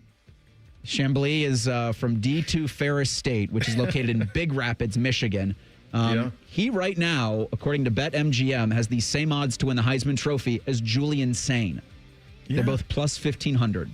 Well, look at what he's done. By the way, Lane, Mackinac Island. He if he's been there, he has seen blue water and sandy beaches, because they have both of those things in the northern Michigan. That Great Bear, there's those Great Bear dunes that are up there. So yeah, I mean he's seen both of those things. He's been unbelievable against Arkansas, 21-29, 353. Against Tulane, 17-27, 307. Against LSU, 23-39, 314. He's only thrown one pick versus 5 touchdowns in those games. Oh, by the way, he runs it 62, 112, 71. I know Austin Simmons was like the heir apparent there, but you can't go off of this guy. How about what they've got going on at Ferris State, by the way? This kid leaves there, goes to Ole Miss, and is doing what he's doing, and they're the number 1 team in the country right now in Division II. They have some kind of program going on up there. Man, that's wild. Yeah, I'll be candid with you. I didn't know Ferris State was in Michigan. I covered a little Division II. Valdosta State was just north of Tallahassee, so I covered a little, and they won a couple of national titles. But I did not know Ferris State was in Michigan. So that's an unbelievable story. And for Kiffin, I don't know what you do with Simmons, because he was like next. How old is Chambliss? How old is he? Is he? I believe he's a senior. Yeah, okay. He's played 4 years at Ferris State and now is there. So okay. So what you could do then, if you are, because I think Simmons is a freshman. He's 19. Yep. Simmons is a freshman. Or maybe he's even a redshirt sophomore, but he's 19. If you remember, like he enrolled at Ole Miss at like 15 or something. Yeah, it was insane. It's it might work out just right where they go with Chambliss for this season. And then Simmons kind of just gets takes a red shirt, and then he's back next year. And because of NIL, and I'm sure they have it all organized, he can be in fine standing there. That works. And I love Kiffin. With Simmons, who injured his ankle, I think he came in against Arkansas, and he threw they had the Austin Simmons package. He came in and threw a touchdown pass. Mm-hmm. So that's like something you do to keep him involved later this season, but you can't go away from Trinidad, especially with everything you've got rolling. Wazoo's the opponent tomorrow at 12:45 Eastern. They're playing the Cougs, and earlier this week when he was asked about Washington State, Lane Kiffin was asked about his time in the Pac-12. He was a coordinator at USC from 01 to 06. He was the head coach of the Trojans from 10 to 2013 when he got fired on the tarmac, but he kind of laments the death of the Pac-12. I think the whole thing's sad, the whole conference alignments and especially that one. There's so much history in that, and, USC, UCLA, and the conference and the Pac-8 and 10 and 12. And now they're flying all over the country and teams flying out there in these weird kickoff times. And I understand it. All these decisions made by conferences and schools are always about money. I get it. It is what it is. I don't think it's good outside of the money. I think it's bad for the kids and their travel and their school and rivalries and fans, especially that conference where everybody's way over there. And it's just the whole thing's sad. I do think we need more head coaches to be speaking out like that. So when the next time these TV guys come and say we need more content or we need more inventory, you have actual guys in the sport who are around everybody, not just around the boosters and the alumni and the athletic directors, but also around these kids and their families, having some damn sense in all of this. Yeah, there'll never be, because they're just going to chase money forever. I thought this was a pretty good one on the YouTube chat. Norman says that Jackson Dart and Cam Scattaboo should get a drink for saving Brian Daboll's job. Yes. Because I think Daboll was on his way out the door. I had two as well. One is Mike Elko. I think what he's doing at Texas A&M right now is pretty impressive, and I think they probably are a top 5 team in the country, legit. And then how about one for a former Buckeye? Evan Pryor last week in Cincinnati's upset win over Iowa State. 10 carries, 111 yards, and 2 touchdowns. On the year, Pryor is averaging 9.1 yards a carry. Jeez. Yeah. Yeah, it's the SEC shakeup that's going to happen over the next 3 or 4. If you guys take a look, all of these teams play each other. They all hook up in the next 3 or 4 weeks. And there are teams with 1 loss that are going to have 2 and 3, teams with no losses that are going to have 1 and 2. And it's going to be a real mess trying to make sense of who's good and who's not in that league. Who do we want to give it to? The one with the Dart, Scattaboo, Daboll one's not bad. Was that Norman in the YouTube chat? All right. There you go. All right, you got it. You get the 6-pack of non-alcoholic beer from our friends at Go Brewing. That is what we learned, and who's earned a drink this week. Here's what I would tell you: keep Lane Kiffin in the sport somewhere as long as he wants to be. I love characters like that. More and more of him. I think he's great. All right, we'll turn our attention back to our game. When this Buckeye offense has the ball, what will the Illini do to attempt to slow it down as the slow rollout of Julian Sayin continues for the Buckeyes? We'll get into that coming up next. Bishop and Friends right here on The Fan. If you consider yourself a Buckeye fan, you've come to the right place. This is your heritage sports talker and home of Ohio State athletics, The Fan, Ohio's sports destination. At Kroger, you never compromise. You get high quality and low prices. Like you never compromise your meal with our spring salad mix that's guaranteed fresh. And you never compromise your budget with low prices in every aisle. Kroger shoppers never compromise. Kroger. Fresh for everyone. Right now, USDA Choice boneless beef chuck roasts are on sale. Just $7.99 a pound with your card. Kroger. Fresh for everyone. Would you enjoy watching a football game if the officials were paid a bonus for every flag they threw? Or a basketball game where the refs got paid for every foul they called? Okay, how about hiring a furnace and AC company that pays its technicians by the number of parts they can sell you? Hi, this is Dennis, president of Care Heating and Cooling, and today, this is how many companies operate. They call it performance pay, and it rewards technicians by paying them more for billing you more. Why is this bad? Because it abuses your trust in a technician to be treated fairly and honestly. At Care, we've been family-owned for 31 years and have always paid our technicians by the hour for repairs. We'll show you exactly what needs to be fixed and why, and give you our low upfront costs before we start. And unlike other companies, our technicians will never be rewarded for throwing more flags. Our Central Ohio-based staff is here for you 7 days a week. Care Heating and Cooling. Book an appointment online at careheatingandcooling.com or call us at 1-800-COOLING. When you need a company you can trust. Nothing beats a cold one on game day. Lately, I've been grabbing Go Brewing. It's a non-alcoholic craft beer that actually tastes like beer, and you can snag it right now at Kroger in Columbus. Check it out next time you're in the beer aisle. Go Brewing at Kroger, and visit gobrewing.com/thefan for a special BOGO offer. If you're 55 or older and into that whole saving money thing, T-Mobile has an exclusive phone and internet bundle just for you. Right now, get 2 unlimited phone lines plus 5G home internet for just $30 each per month with autopay, plus taxes and fees. And with 5G home internet, setup is easy with just 1 cord and no technician needed, which is great if you're also into that whole keeping it simple thing. Switch now and experience the best mobile network in the U.S. Visit your local store to start saving. T-Mobile, it's better over here. Based on analysis by Ookla of speed test intelligence data Q4 2024 to Q1 2025. Ookla trademarks used under license. Unlimited on our network. Customers on voice plan may notice speeds lower than other customers and further reduction if using more than 50 gigs a month due to data prioritization. Video streams and SD on this plan. Home internet pricing after $20 in monthly bill credit plus $5 per line without autopay. Debit or bank account required. See 5G device coverage and access details at T-Mobile.com. This is the Duke's country song. It's a song about the best mayo. It has a yellow lid, and its full name is Duke's Mayonnaise. Get Duke's Mayo in store. It's got twang. Sunday, a day of rest, relaxation, and Browns football. Catch the Brownies as they battle the Steelers in Yinzertown. Live fan coverage starts Sunday at 11 with the Kick at 1. Your Central Ohio home of the Browns, the Fan.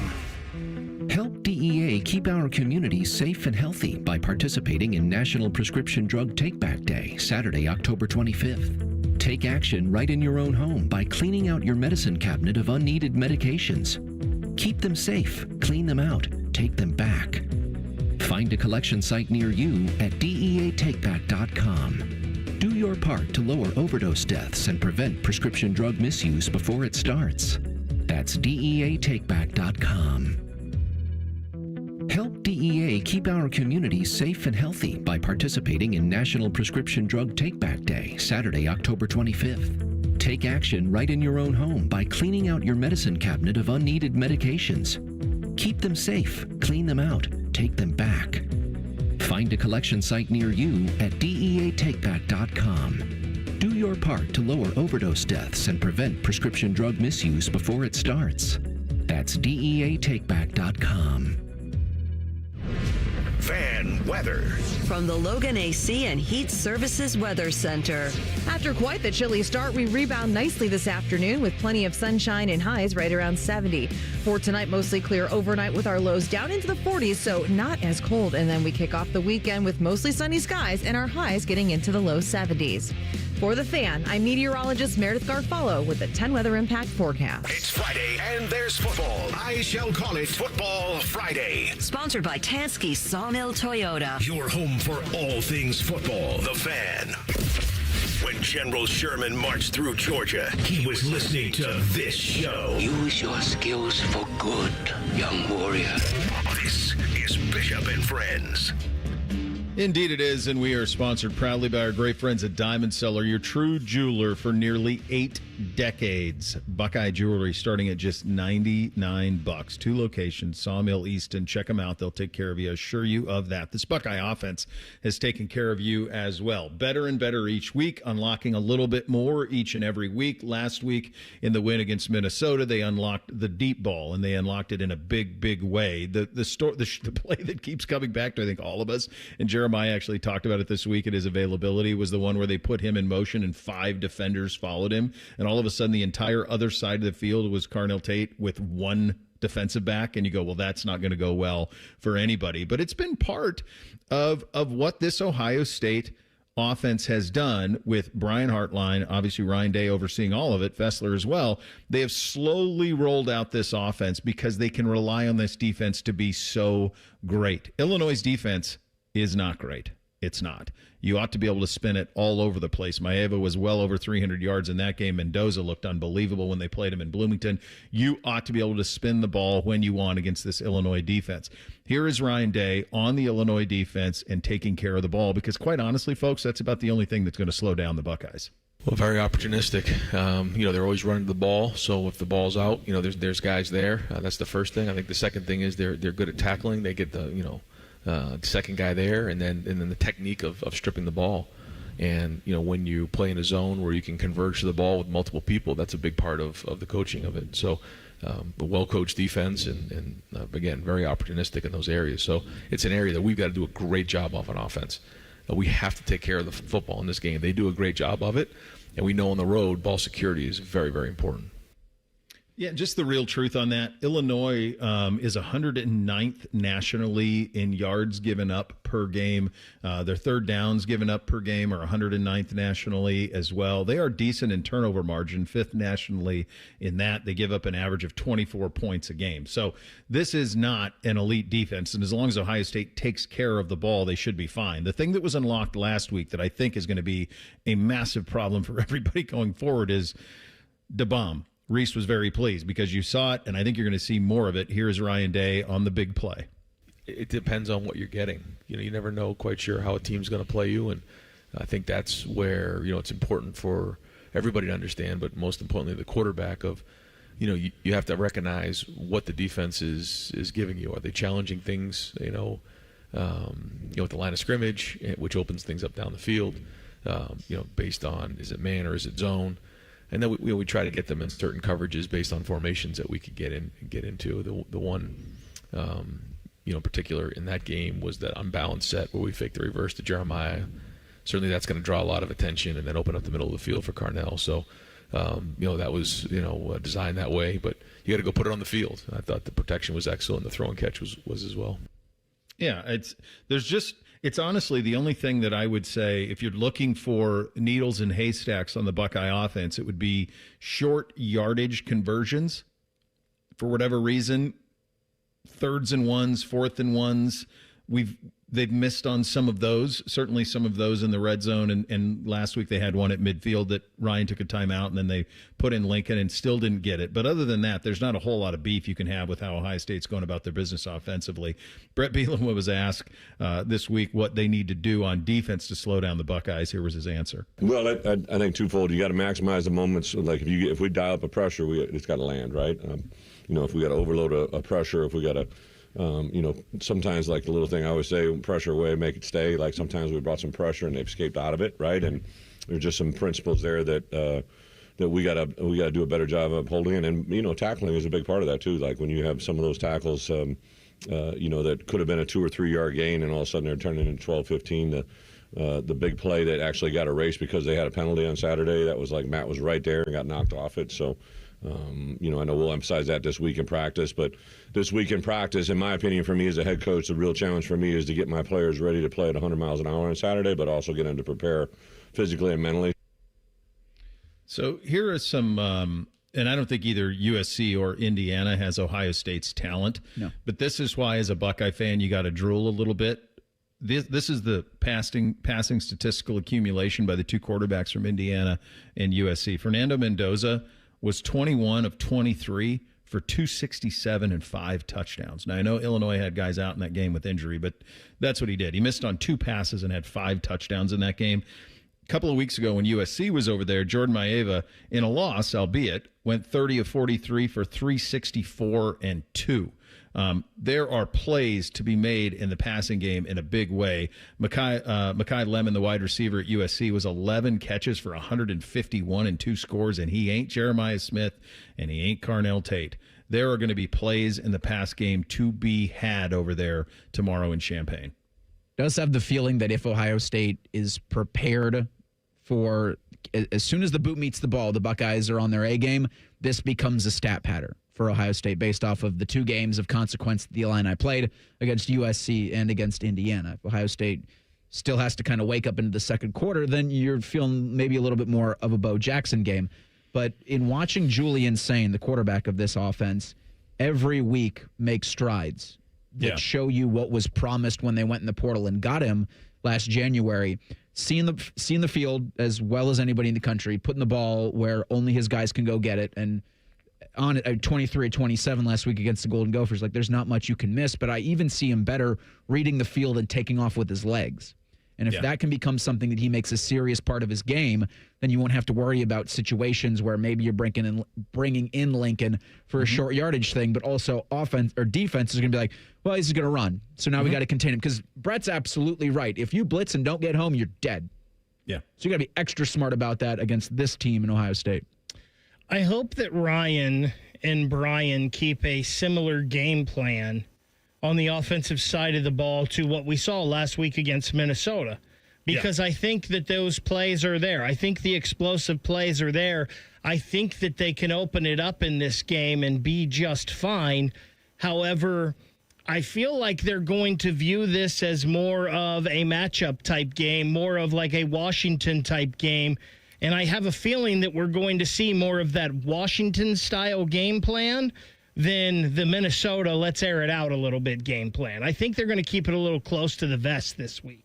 I think it's fair to assume that, right? I mean, you go on the road, it's a little hostile. It's 11 a.m. local kick. And if you're Ryan Day and you're Brian Hartline and you're looking at things, you're going, okay, what's the number we have to get to win?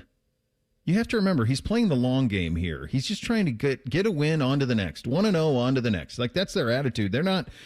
Now, I do think you can approach things the way you approach things against Washington and allow for this component as well. Because in the second half against Washington, they let it go a little bit. And that's where you had that tunnel screen play with Jeremiah, which was so cool. They started to open it up a little bit in the second half against Washington. One thing I'm curious about, here locally, we have, I think, done an extraordinary job of telling you the real truth on Julian Sayin from the second he got here, all the way back to spring 2 years ago, to what we saw in camp, to what we saw early on this season. I think it was crazy how so many people coming out of the Texas game, so much of the conversation was around Arch and what he did or didn't do, and very little credit given to Julian for what he did do. And then it started to pick up. You remember coming out of the Grambling game, coming out of the Ohio game, it was like, actually, this dude, like, all 39 balls that he threw were on target. Every single one of them. He basically hasn't had an inaccurate throw. And then it started to build a little bit. What I noticed this week after Minnesota was we got to talk about Julian and the Heisman. We got to talk about Julian Sayin is the best quarterback in college football. We got to talk about all of this. Those are the things that that I'm curious to see how Julian responds to that. Because it's one thing to have everybody doubt you in your first ever start against Arch Manning, the number one team in the country. It's another thing when you go to Washington to have everybody talking about the quarterback on the other side of the ball. Well, this week it flipped. And now everybody from Troy Smith to Dan Orlovsky to PFF to everybody else who talks about college football started talking about our guy. How does he handle success? What does that look like? We have still not seen Julian face any real adversity, in large part because of the way he's played. How does he respond to all of that? We won't know until we see it. And I don't know if you're going to see it tomorrow. Yeah, is a clunker coming? Everybody has one, Reese. I mean, even the first game of the season, like Jeremiah Smith's dropping 2 passes, and you're like, well, what the hell's up with this? And now since then, they've been able to roll, but I just think there's too much talent around him for even when Julian has a clunker, things not to go well enough for Ohio State to get through it. I mean, It's one of those things that I think if you're getting hiccups offensively, it's not the time to put in another quarterback. It's the time to give your quarterback the giant gob of peanut butter. I don't know what you do when your kids have hiccups, but you've got to let him play through that, right? And I think that even helps with the offensive line playing as well as it has. Bo Jackson coming along in the run game, but you've also got Donaldson and Peoples playing pretty well. There's just so much there that a clunker can be afforded, and he can fall back just fine.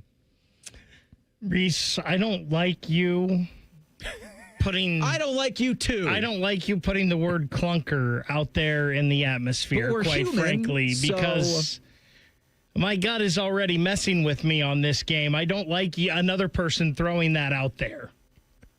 He might be immune to it. He just might be.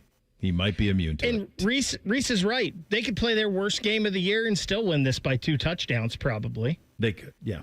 I think they could. Tim May in 2 minutes. Bishop and Friends right here on The Fan.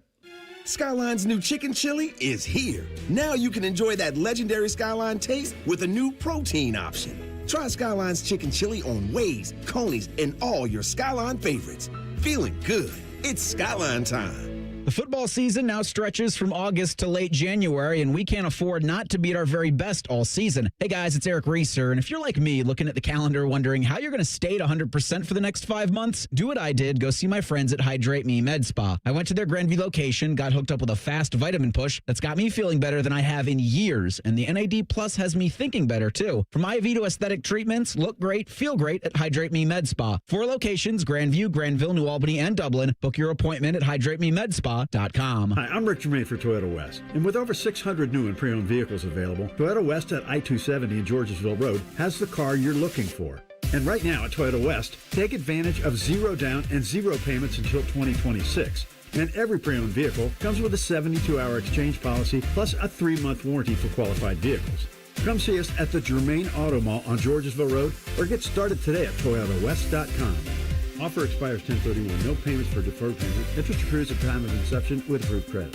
Delaware County Veterans Services is ready to help you access VA benefits, emergency financial assistance, dental and medical grants, transportation, and more. Give Delaware County Veterans Services a call, 740-833-2010 to schedule an appointment. Newman Roofing, as part of its 2025 Commitment to Community initiative, is proud to recognize individuals who go above and beyond to make a difference for people of all abilities. This week, we honor Jessica Komajati. Jessica has made a meaningful impact as a Special Olympics Ohio Fit 5 advocate, a youth leader, and a dedicated Buddy Walk committee member. During this Down Syndrome Awareness Month, Newman Roofing is proud to join forces with 10 TV and The Fan in celebrating our ongoing commitment to the community. Bishop and Friends is sponsored by Diamond Seller, your true jeweler for over 75 years. The Fan, Ohio sports destination. With friends like these, who needs former college football players?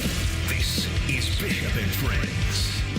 All right, time to on the Brian Heating Cooling Systems fan guest hotline, the great Tim May, the Tim May Show on FanStreamSports.com, and of course, right here at the Fan, joining us there. I got an email this week in our email segment of a guy who, when he was a kid, was sick and said that you had arranged for Archie Griffin to come to his house in like 2002, and Arch did? Yeah. I don't know. It might have happened. I don't know. Well, he said thank you. Oh, okay. And I said, well, He's that's the welcome. Tim May. He goes, I always thanked Archie, but I never had a chance to thank Tim. I think he went to school with one of your boys. Early 2000s? Believe me, it would have been thank Archie, not thank me. I mean, No. You got to facilitate that, buddy. Only you have the access. Yeah. Well, as the old saying goes, you can facilitate, but the VIP's got to show up. You know what I mean? That's the main thing.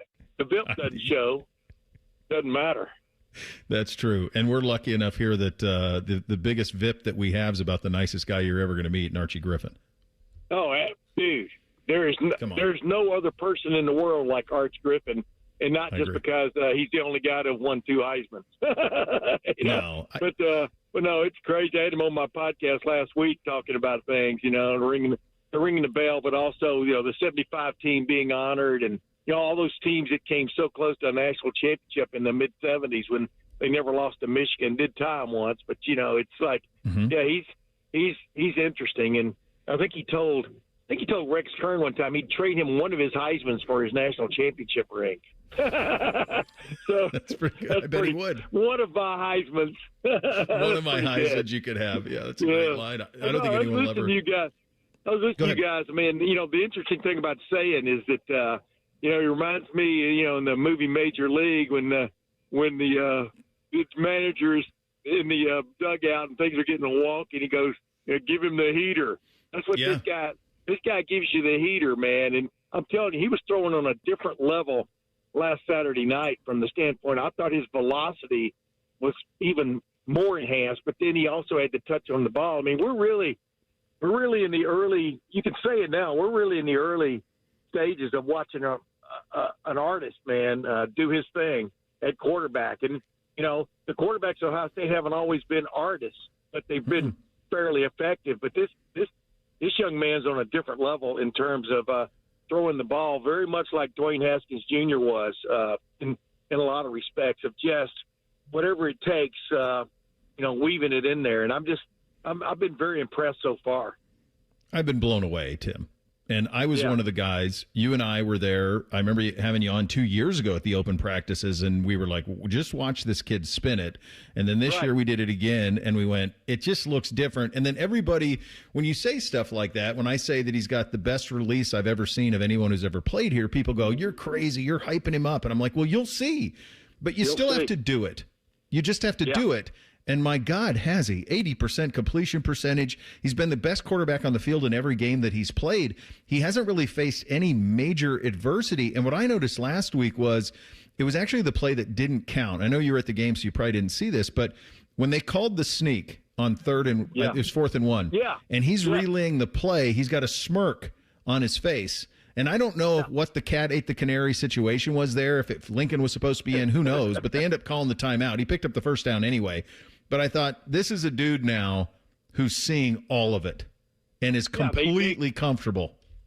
They overcoached themselves in that deal because Julian would have made it, and then Lincoln went the wrong way or went too wide, and caused some angst for, as Ryan Day related. No, you're exactly right. He can do it all, and I keep reminding people, when he came out of high school, he was considered, a top dual threat quarterback, not just a passer. And I've always what I really like, just like his cool, his savvy, his moxie, his guile, whatever one of those stupid words you want to throw on there, which I like all those words because I'm semi-stupid. But I mean, he kind of has it. Now, is he going to make some mistakes? I think so. He was hesitant to pull the trigger. What game was that when they were having trouble in the red zone? Well, Texas. No, it wasn't really Texas. It was the Jeremiah Deep one where he hit Claire on the out. Yeah, but even on that, I mean, he wasn't. I don't think he was given. I don't think he was given full rein to pull the trigger. You know what I mean? It was super careful. I'm thinking more of the Ohio U game where they had a little bit of trouble in the red zone and then he came back. But then the last couple of weeks, he's been pulling the trigger a lot more rapidly when he sees something. And in the red zone, it's open for a second and then it's not. And so that was the next step he needed to take. I thought he's taken it the last 2 weeks especially. And so we'll see where it goes from here. I mean, they're playing an Illinois team that just invites you to throw the ball, or at least they did. They invited Indiana and USC to throw the ball. So even Purdue scored points on them. So this, you can, I don't know if you're taking the next step. It's really funny because I always thought this was going to be a pothole game for Ohio State. Yeah. But now it reminds me of that pothole on your way to work that they filled in somehow, and it still has a little bit of a kabump when you go over it, but it's not a pothole anymore. That's what this game kind of reminds me of now. This game on Saturday. Yeah, it's just hard for me just from those. I went over those numbers that like Mendoza had 21 of 23, 267, 5 scores, and then Maeva went 30 of 43 for 364 and 2 touchdowns. Like there's just so much down the field to be had against this Illinois team. If you protect. And they've protected at such an elite level. As you've watched this team, and I've talked, this has been kind of the theme of the week here on the show, is when you're covering a team like this, or if you're coaching a team like this and you're Ryan Day, you have to coach them, right? You can't just say, hey, we're all great. Oh, yeah. So he has to find molehills and turn them into mountains, and he's got to find needles and haystacks. If you were Ryan Day and you're trying to critically coach this offense, what would bother you? I would definitely want to get the running game more sorted than it has been. Meaning, they leaned on it last week. I know you're not going to believe this, but I thought a major play was James Peoples having that little breakaway in the fourth quarter just to get him on the beam. Because, I can turn on video of him in high school playing against top-level competition in Texas where he's running like J.K. Dobbins, and it was important, I think, to get some confidence going with that young man, but also with Bo Jackson, and C.J. Donaldson is going to give you what he's been giving you. He's going to give you solid play. Is he that just wow kind of running back? I don't think so, but he catches the ball out of the backfield. He pass pros extremely well, if in fact that's the correct term, if that's a verb, but he will pass pro, and these other guys are catching on to that also. But Bo Jackson, Ryan almost said it again this week. You can just see there's something special there, but you don't want to wear it out. You don't want to overuse it at a young part of the season where that could be a backbreaker for people. Late in the year, a defense that you've been hammering on, and suddenly he goes 50. So they definitely need to get that a little more sorted. And even in the passing game, you got to get Brandon Ennis going too somehow, somebody. And then mainly it's just throw it to him. Yeah, right. That's like with Carnell Tate. I mean, Jeremiah, he had that great, I think it was Andy Andrews asked him, when you saw those guys chase you last week on that fake end around, and he said he had a big smile on his face because he was going, I don't have the ball. It kind of reminds you of the what do you call it? The annexation of Puerto Rico. Remember the Giants or the Little Giants ran. So, I'm just, there are so many more areas where this offense can go. The other thing is, Bo, this modern era, and I'm kind of bummed out about it a little bit, they only run like 60 plays a game. Sucks. I mean, think about that. It's like going to a concert, and they only play 2/3 of the concert or 3/4 of the concert, and you go, I want to keep hearing some good stuff. Well, this is it's interesting you brought this up because I actually spoke on this a little bit earlier. So I was looking up because I was thinking, like, in my mind's eye, every time that we'd gone over there, that the game was like more competitive than it should have been, but in reality it wasn't. So it might have just been the weather that put me in a bad mood that made me think it was more competitive. But I was thinking back to your point on in the 2012 game when Ohio State goes in up over there 9-0, they ran it, Tim, 57 times and threw it 22. Yeah. That's how different the sport is compared to now. Well, yeah, and the other thing, the thing about that place, which is not going to be the case tomorrow, it doesn't appear. I called it the wind tunnel because especially in November, I mean, it's laid out dead north-south, and you would get these winds out of the north going through there, and you were prohibited almost from throwing the ball going into the wind. I remember so many games over there like that. Tomorrow it's supposed to be almost ideal. You know what I mean? From a cloud weather standpoint, and so I would think you're going to see Ohio State's full complement offensively. You got to go in there and take a no prisoners approach. And the interesting thing about this is that people don't seem to grasp sometimes. Like at Washington, I thought Ohio State got off to a good start on offense. They just didn't finish when they got down there on that first drive, and that changed everything. That, and then Brandon Ennis' fumble at the end of a really nice punt return. So, Ohio State got off to a good start. It just, you didn't see it on the board, but they wear on you. But the other team is going to throw their best shots at you early, man. That's when getting a team pumped up is going to pay its biggest dividend. So Ohio State, I think, is really, with Ryan Day, has really learned how to weather those kind of storms early and then come back at you and throw haymakers at you in the form of Jeremiah Smith, Carnell Tate, Bo Jackson, and Max Clare and Will Kazmarek. I just think they've got a real nice kind of rhythm going in that regard. And I keep reminding people what they have that other people don't have are Jeremiah Smith and Carnell Tate, right? They don't. I mean, Carnell Tate, you shut down. You didn't really shut down Jeremiah Smith last week, but you held him in check a little bit. Yeah. Carnell Tate had 9 catches for 183 yards and one of the more beautiful touchdown throws. By the way, you heard me ask Ryan at the end of the press conference on Tuesday. The question about Julian saying right off the bat coming out of the Texas game, can he throw the ball deep? Because even the throw to Carnell was a little bit short. Well, now he's considered the best deep ball passer in the country. So life comes at you quick. Yeah. All right, buddy. Good stuff. Go ahead. By the way, beware of private equity money, man, because nobody's going to give you millions of dollars and not expect to have some say. You know what I'm saying? Thankfully, it seems like Ohio State and Michigan are holding firm on that. Yeah. As a no. Yeah. And they need to. Yeah. Because you don't need to take money from others to lift up some of the garbage teams in this league. Don't do that. Bingo. So I'm with you on that for sure. By the way, you can listen to Tim. Thanks for your time, brother, as always. Good talking to you. Always a pleasure, brother. You know that. And Tim will be live at the ESPN Bet Sportsbook Hollywood Casino. That is from 8:30 to 10:30 on the Fan Tailgate Show. We'll be preceded 6:30 to 8:30 with the Fan Pregame Show with Matty Ice, DeVere, and Dane. And then the Ohio State Sports Network pregame at 10:30, kickoff at noon. All right, Thing or Not a Thing coming up next. Bishop and Friends right here on the Fan.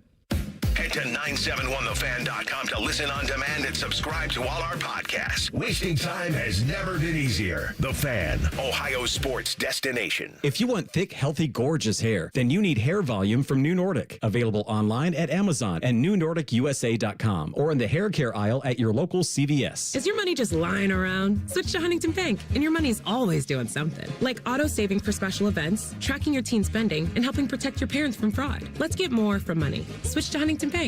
Welcome. Eligibility requirements apply. Some features may require enrollment. You've heard about the thrill of victory and the agony of defeat.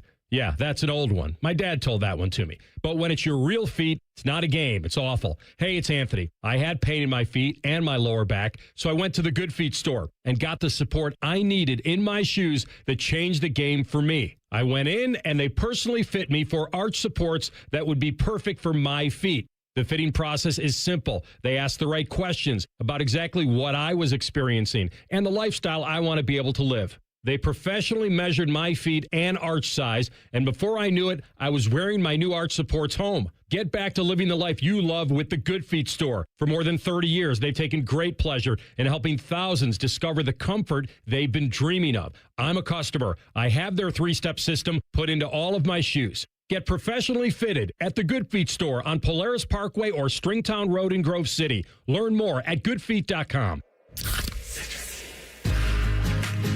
Give me a mountain with lots to do. Give me the sunshine, give me a dew. Give me something simple and true. All I need is sunshine and a cool, refreshing mountain dew. So give me my good friends, give me a dew. Grab some friends and an ice-cold Mountain Dew today. Mountain Dew. Treat yourself to a new ride from Coughlin Kia, Central Ohio's largest volume Kia dealer. Get 0% on a new 25 Kia EV6 or 26 EV9, or get up to $11,000 off MSRP. Get 1.9% on a new 25 Telluride during the Kia Fall Sales Event. Visit CoglinKia.com. Coughlin has the car for you.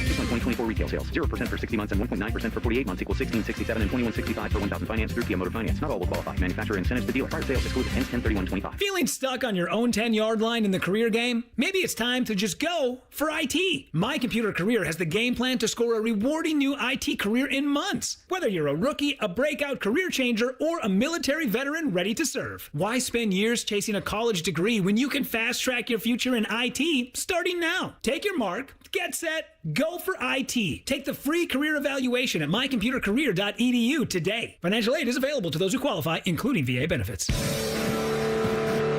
Columbus, the Blue Jackets schedule is out. And you can lock in your seats with ticket plans starting at just 11 games.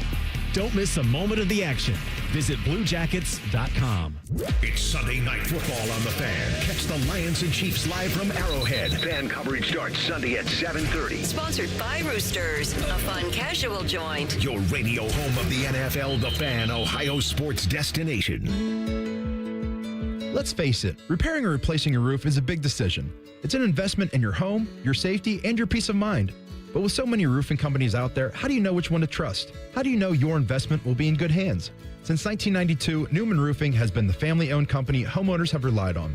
We understand that roofing projects can be stressful. That's why we built our company around you, offering a white glove experience designed to make your roofing project as smooth and easy as possible. At Newman Roofing, we focus on the details because the details matter. Our craftsmanship, attention to quality, and commitment to service are second to none. Why? Because when your name is on it, it just means more. Your roof isn't just another project. It's our promise to deliver the very best. So, as the cooler weather approaches, don't wait. Get your Newman roof while there's still time this fall. Call us today at 614-NEW-ROOF. That's 614-NEW-ROOF, or visit us online at newmanroofing.com. Don't just get a new roof, get a Newman roof. The Fan Guest Hotline is sponsored by Right Way Heating and Cooling and Bryant, doing whatever it takes to keep you and your home comfortable. The Fan. Taking the art of sports radio and day drinking to a whole new level. You're listening to Bishop and Friends. All right, time for a little thing or not a thing on a football Friday. Hit it, fellas. Thing or not a thing. Sponsored by Billiards Plus. Find your next grill and everything you need for the master griller. Billiards Plus on Dublin Center Drive in Dublin. All right, I think we can all agree that Joe Flacco's got a chance to do the funniest thing on Sunday. The 40-year-old's going to quarterback the Bengals against the Packers. That's a 425 kick in Green Bay. Flacco already has a win over that team when he was quarterbacking the Cleveland Browns. Zach Taylor earlier this week spoke about Flacco when he was named starting quarterback for Cincinnati. You just know him. I mean, I don't know him personally.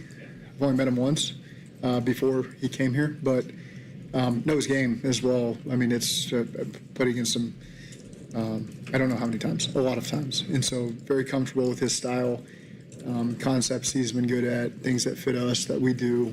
A lot of the terminology, there's a bunch of carryover, more so than I would have anticipated. So I feel like we can get him to speed quickly. Thing or not a thing? Well, I think it's a fun thing for Bengals fans. I don't know if it's going to manifest in a lot of wins, but I think in the very short term, it's going to be fun because he will throw the ball. If Jamar Chase gets a sliver of separation, the ball will come his way. And the same thing with T. Higgins, and that hasn't been the case so far this season with the Jake Browning experiment. So I think it is a thing from a Bengals fan's perspective in that at least it will be fun to watch them play football again. This might be one of the most interesting things I've ever seen, and I know Flacco has been around. He's played in a lot of different systems, but this guy gets traded on Monday and is going to be the starter this week against a team he's already played. Like, I think the Flacco to Jamar Chase T. Higgins is kind of fascinating, but Flacco throws interceptions. Yep. Even when he knows the system. Like, he's not going to know this system. And I have a feeling Green Bay doesn't want to be on the side of this trivia question. Like, what quarterback has beaten the same team twice with two different teams in the same year? I know 14.5 is a lot of points in an NFL game. I think the Packers might take it to the Bengals this week. Well, I do think, though, that while he is coming up to speed on their terminology offensively, it's probably all pretty similar. He knows Green Bay's defense. So I think that actually helps him. He doesn't need to watch film on Green Bay's defense. He just played him a couple weeks ago. So he knows that part. I think that will help him this week. Big Ten had their basketball media days earlier this week at the Rosemont Horizon in Chicago, both men's and women's. Last year, Ohio State's Jake Diebler and Michigan's Dusty May publicly and privately lobbied the Big Ten to ensure that the teams would face each other in a home-and-home series for the future. That's going to happen this year. Buckeyes are going to play at Michigan Friday, January 23rd, with the return trip at the Shot Sunday, February 8th. Speaking with reporters, Bruce Thornton was asked if he was excited to get that opportunity to play Michigan twice. Quote, "Of course, especially because we're going to beat them twice before I leave. I feel like there's no better feeling than that. I feel like we're very capable this year of making that happen. Why not us?" End quote. Thornton's played Michigan 4 times in his 3 years.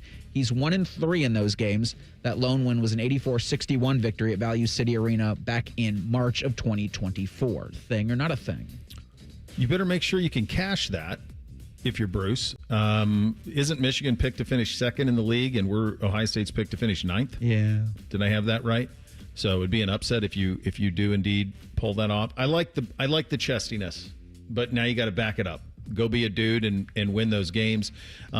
It's funny, when I was covering Ohio State on a daily basis and traveling with the team and all that stuff when I was at Channel 10 and doing the coacher shows and all that stuff, I don't know if Michigan was just down at that point when Ohio State was up, but to me it felt like there were times when Michigan State and Indiana, and even for a little bit Wisconsin, almost felt like a more important game than the Michigan game. Where do you guys come down on that? Like the Michigan basketball versus Ohio State, it doesn't hit like football at all for me. And then to me, sometimes there's other teams that I despise even more in the league in hoops. I don't think it hits for me quite like it does with football, but I think it does when it's a bigger game, like it matters for both teams. I think it does. I think so many times through the years, maybe Michigan basketball was up and Ohio State basketball was down, and there was and vice versa. So like Michigan State, Wisconsin, those games seemed so big for years. Indiana early on when I was growing up. I also think the way the basketball season ends, it kind of took away. It didn't matter as much, and we're kind of getting that in football now. where, hey, we can lose this game, but we can still go win the national championship. Yeah. You could lose a basketball game to Michigan in the regular season, and it didn't affect your postseason. I did see this, too, by the way. Ohio State is going to have a secret scrimmage with Tennessee on October 18th. Nice. I guess like Oklahoma and Texas Tech did this last night. I saw Jacob Reimer all excited tweeting about it.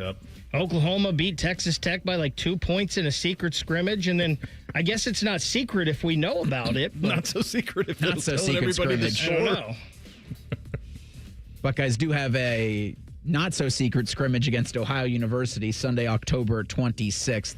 That game's going to be at 2:00 at the Value City Arena. Just real quick, LeBron James might miss the Lakers season opener on October 21st against the Golden State Warriors.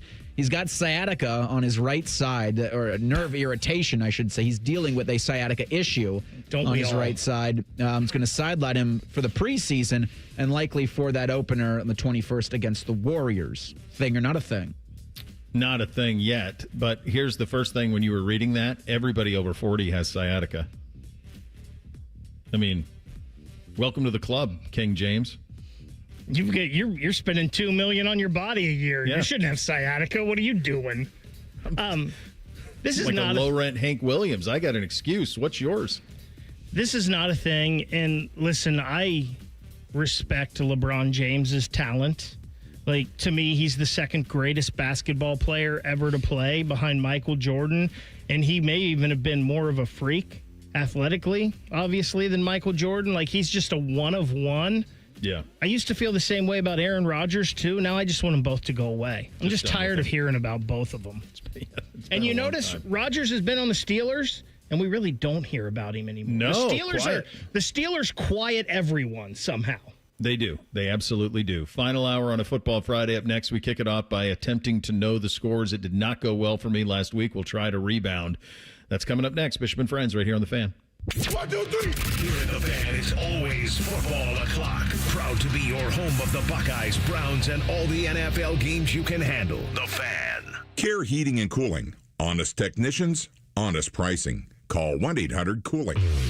Hey, want to hear something great? Right now at Wendy's, you can get 2 of the #1 selling bacon cheeseburger in all fast food, the JBC, plus medium fries and a medium soft drink for just $8. Want to hear something else great? Double the burger means double the bacon. Now that's a game changer.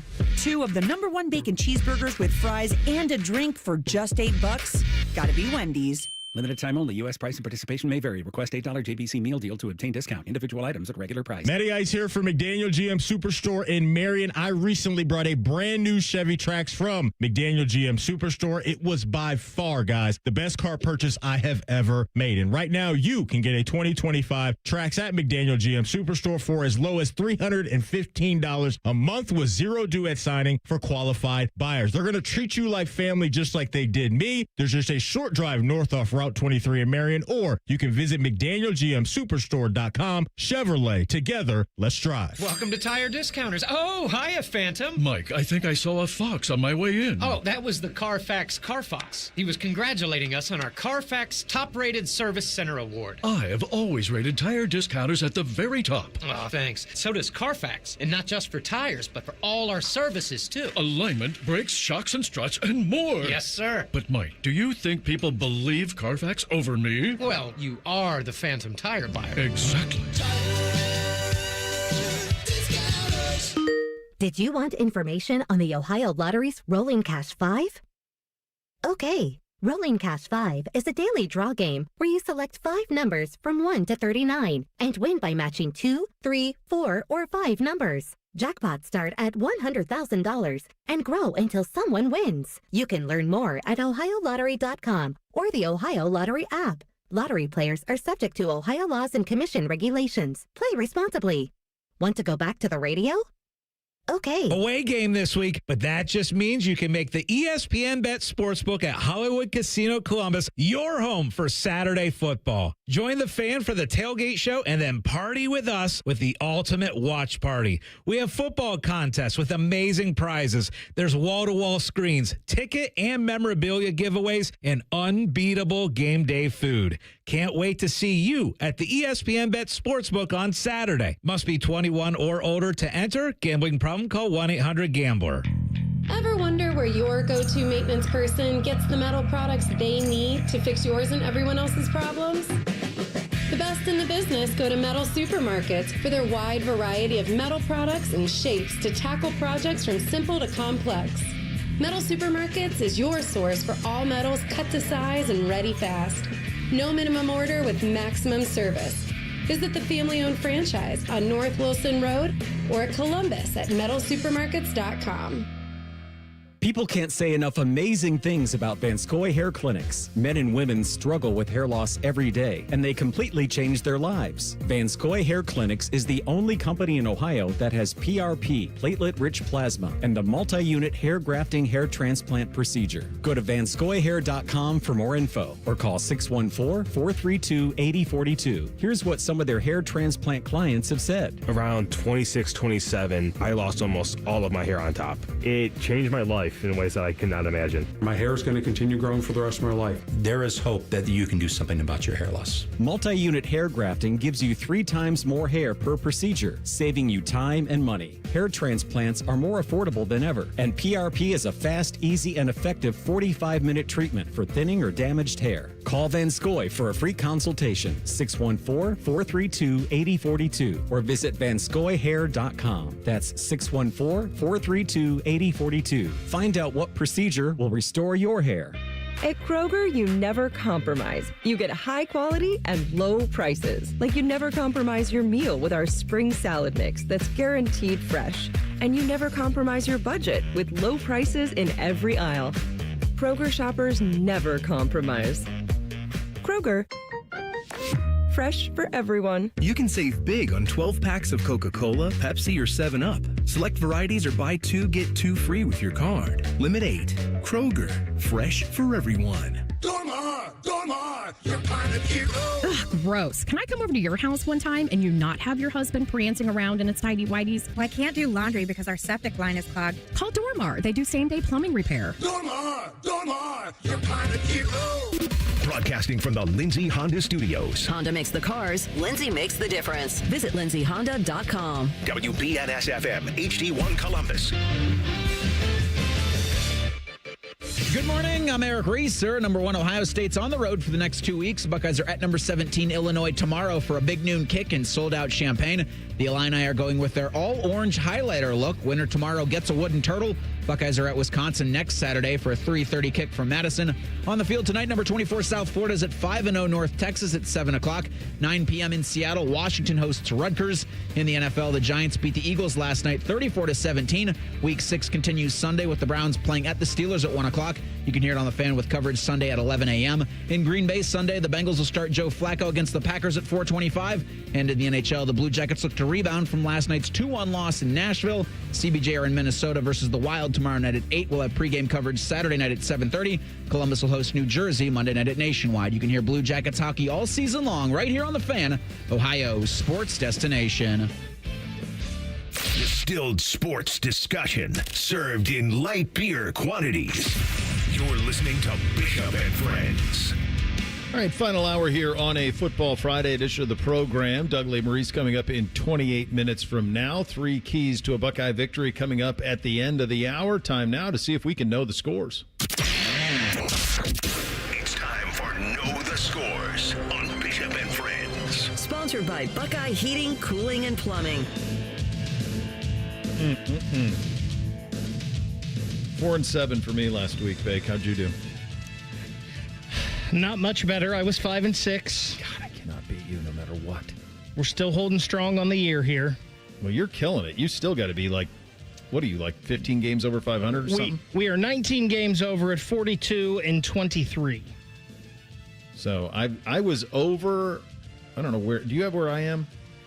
I do not. I have not been keeping track of yours, unfortunately. Okay. Yeah, I could feel it fiction. I'm still over 500, but the last week hurt. Last week was well, we got to do better this week. Let's rally. Keep chopping. Bo, I hate this week, by the way. I do too. I think it all sucks. This is one week where I'm like, I hate these picks. Yeah, I do too. But look, we don't pick the 11 games that are the easiest for us to pick that we like the best. What we do is we pick the Buckeye game and the 10 best games of the week. That's the task. Because that's what winners do, Bo. That's right. We Strive. just keep swinging. That's what Greg Schiano is telling his players tonight as the Rutgers Scarlet Knights are at Washington. It's a 9 o'clock kick on FS1. The Huskies are 10.5-point home favorites in this, Bo. Yeah, and I think one thing that we have to really pay attention to is the fatigue of these teams bouncing around the country. It's a lot. Washington was at Maryland last week, then you fly all the way back home and you get, back with Rutgers. Well, the same thing's going to happen for Rutgers going all the way across the country. This is a 10:15 Eastern start, I believe, tonight. Do I have that right? It's after 10 o'clock. Think body clock-wise what that is for Rutgers tonight.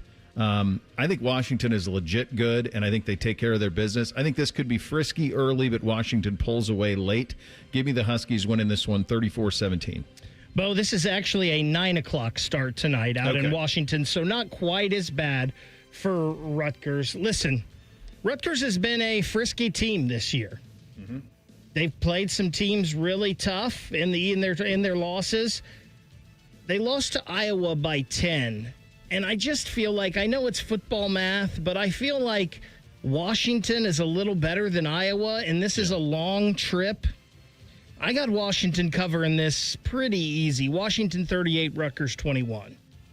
We'll pick 2 noon games through the course of the show today. Ohio State and Illinois, that'll be at the end of this program.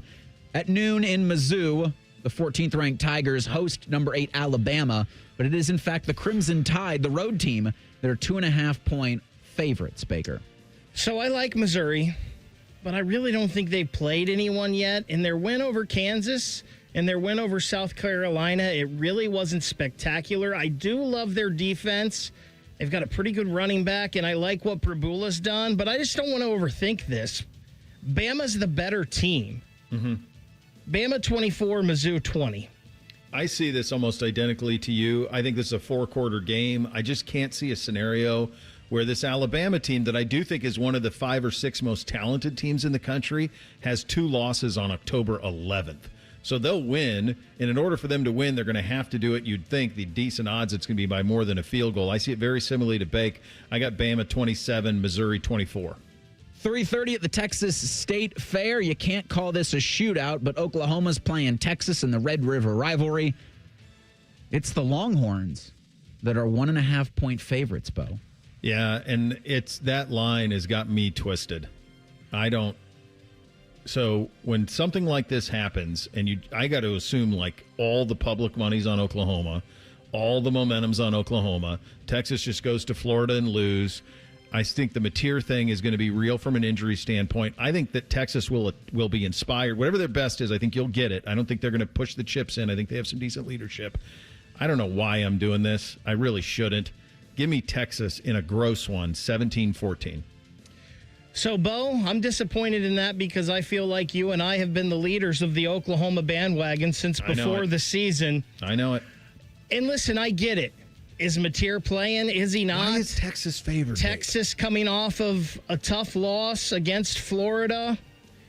I just think Oklahoma is better. I do too. Give me the Sooners, 23-17. But why is Texas favored?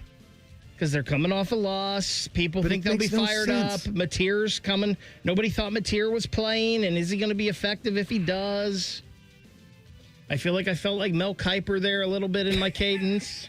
Talk about a guy making a pick he's not sure about. Public money is definitely more on Oklahoma, but it's not crazy. It's not 90% of the public. I don't eat the crust. I just eat the filling. Kurt Signetti. Now, here's a guy that's taken his team out to Eugene, Oregon.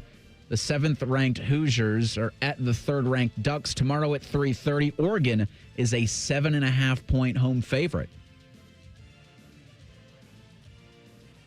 I think it's you, Vic. It's me. Yeah, sorry. Yeah. I'll tell you what. It's the hook that gets you here. Like, every part of me wants to say that Oregon is a much better team and they're going to blow Indiana's doors off. However, Indiana, when they made the college football playoff last year, they played Notre Dame kind of tough. It was a 10-point game, and I think Indiana might be better this year than they were last year. Mm-hmm. Oregon wins, but they don't cover. I got it 34-27 Ducks. Yeah, I think this one's ultra competitive, too. I think it's a game well into the fourth. I just keep going back. I just go back to last year when he played games against teams that either had equal or more talent. He lost by 10 at Notre Dame in the college football playoff. Got bombed pretty good here. And I do think Oregon is on a little bit of a different level. Again, I think it's competitive, but I like Oregon winning this game. I'm going to go 38-28. At 7 o'clock in Madison, Wisconsin hosts Iowa. The Hawkeyes are 3.5-point road favorites, Bo. These type of games, whoever assigns these games ought to be fired because you should not have to pick a game like this. It's outrageous to have to pick a game like this. Get top men on this. Get the top men on whoever's doing this because whoever the idiot is who's making us pick Iowa, Wisconsin minus 3.5 ought to be fired. I'm just going to roll loyalty here. I have no reason to believe that Wisconsin has any heart or give a damn or fight or anything. They're wearing throwback uniforms, though. Maybe they play hard for Luke once. Give me the Hawkeyes to somehow, some way get a win. Badgers 8, Hawkeyes 5. Whoa. I did not see that coming. Listen, I like jump around too, and I love Luke. They're terrible, though. Iowa 20, Wisconsin 13. We'll jump to College Station, where Texas A&M has a 7 next to their name. The Aggies are 7.5-point home favorites, hosting Florida tomorrow night at 7 p.m. Baker. So I think Texas A&M is pretty good. They've got a couple nice wins on their schedule. They beat Notre Dame. They beat Auburn. Both of those were pretty close, though. They had a nice win last week over Mississippi State. I think Florida mucks it up, though, and keeps this one close. Texas A&M 27, Florida 21. I'm nervous how many you and I are going opposite here. I think Florida's the yo-yo, right? One up, one down, one up, one down. I think they go down this week. This one it's at Aggie Land. I like Texas A&M separating late in this one, 24-10. We got 3 games to pick at 7:30. We'll start in the Coliseum. USC is a 2.5-point home favorite, hosting number 15 Michigan. This line doesn't make sense to me. It just doesn't. Look, I'll be damned. I'm not picking Big Blue. Let's go. USC shootout game, 37-34. Listen, I'm not in this picking with my heart. I'm in it picking to win money. I don't think USC is any good. I think Michigan wins a shootout, 35-31. 7:30 in Texas Tech, or in Lubbock, I guess. Number 9, Texas Tech, is a 14.5-point favorite hosting Kansas, Baker. Texas Tech has been pretty impressive. That win over Utah was eye-opening. Kansas is pretty tough, though, with Jalen Daniels at quarterback. I feel like they don't get blown out. They're in all these games. They're all shootouts, but they're in these games. I like Texas Tech to win, but Kansas to cover. Give me Red Raiders 41, Jayhawks 31. Yeah, it's so funny. I wrote the 41-31 as well. I have the exact same score as you do. I see it the exact same way that you do.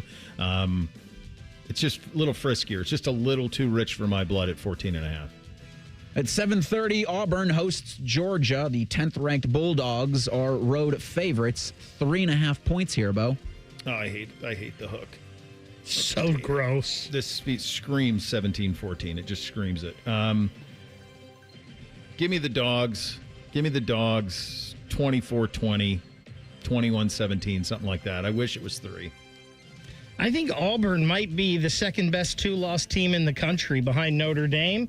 They played Oklahoma tough. They played Texas A&M tough. They're going to play Georgia tough at home. Dogs 27, Tigers 24. This will be a late one. If you're throwing money on it, call the hotline. 10:15 in Salt Lake City. Utah is an 8.5-point home favorite, hosting number 21 Arizona State, Baker. So, Bo, I got to tell you, this is the line that confuses me the most all weekend.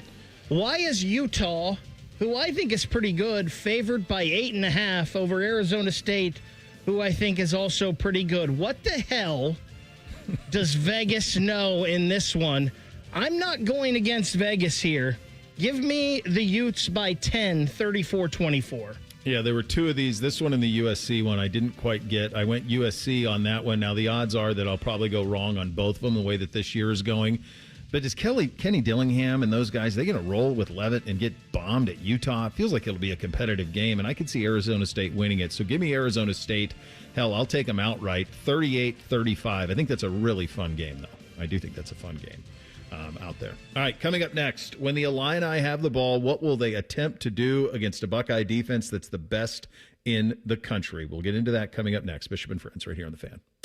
Unlike your deadbeat uncle, we'll never leave you stranded in a ditch when you were 6. This promo may have been a touch too specific. The Fan. Don't let credit hold you back. Capital Florida Columbus and Whitehall welcomes all credit types with open arms. Find your dream ride and get approved fast. Call 614-861-7150 or on the web at capitalfordofcolumbus.com. Bobcat Enterprises says thank you for your support as they celebrate 50 years of serving the construction industry. Established in 1975 in Cincinnati, Bobcat Enterprises has expanded to 9 stores to meet you where you are in Ohio, Kentucky, and Indiana. Find equipment for any construction project, including compact track loaders and excavators. Plus, Bobcat Enterprises rents compact equipment and attachments. Find current specials and locations at bobcatent.com or follow Bobcat Enterprises Inc. on Facebook. Bobcat Enterprises, 50 years working for you. 1-877 Cars for Kids. KARS Cars for Kids. Ready to get rid of that old car? Donate it to Cars for Kids. Call 1-877-CARS-FOR-KIDS to reach a friendly live agent. Donation's super easy, and your car can be picked up as soon as tomorrow. Call us now, 1-877-CARS-FOR-KIDS. 1-877 Cars for Kids. Donate your car today. Did you know you can donate real estate too? Hey, what's up? It's T-Bone here for Window Nation. We have had some good weather over this fall. It's been mostly warm, but sooner or later, it's going to get cold. Maybe you're already starting to feel it in your house because your old drafty windows are letting in that air. Could be the builder grade windows that just came with your house. You thought you were getting great windows. Turns out they weren't as good as you thought. That's where Window Nation can help. This month, you can buy 2 windows and you'll get 2 more for free. There is no limit to how many windows you replace.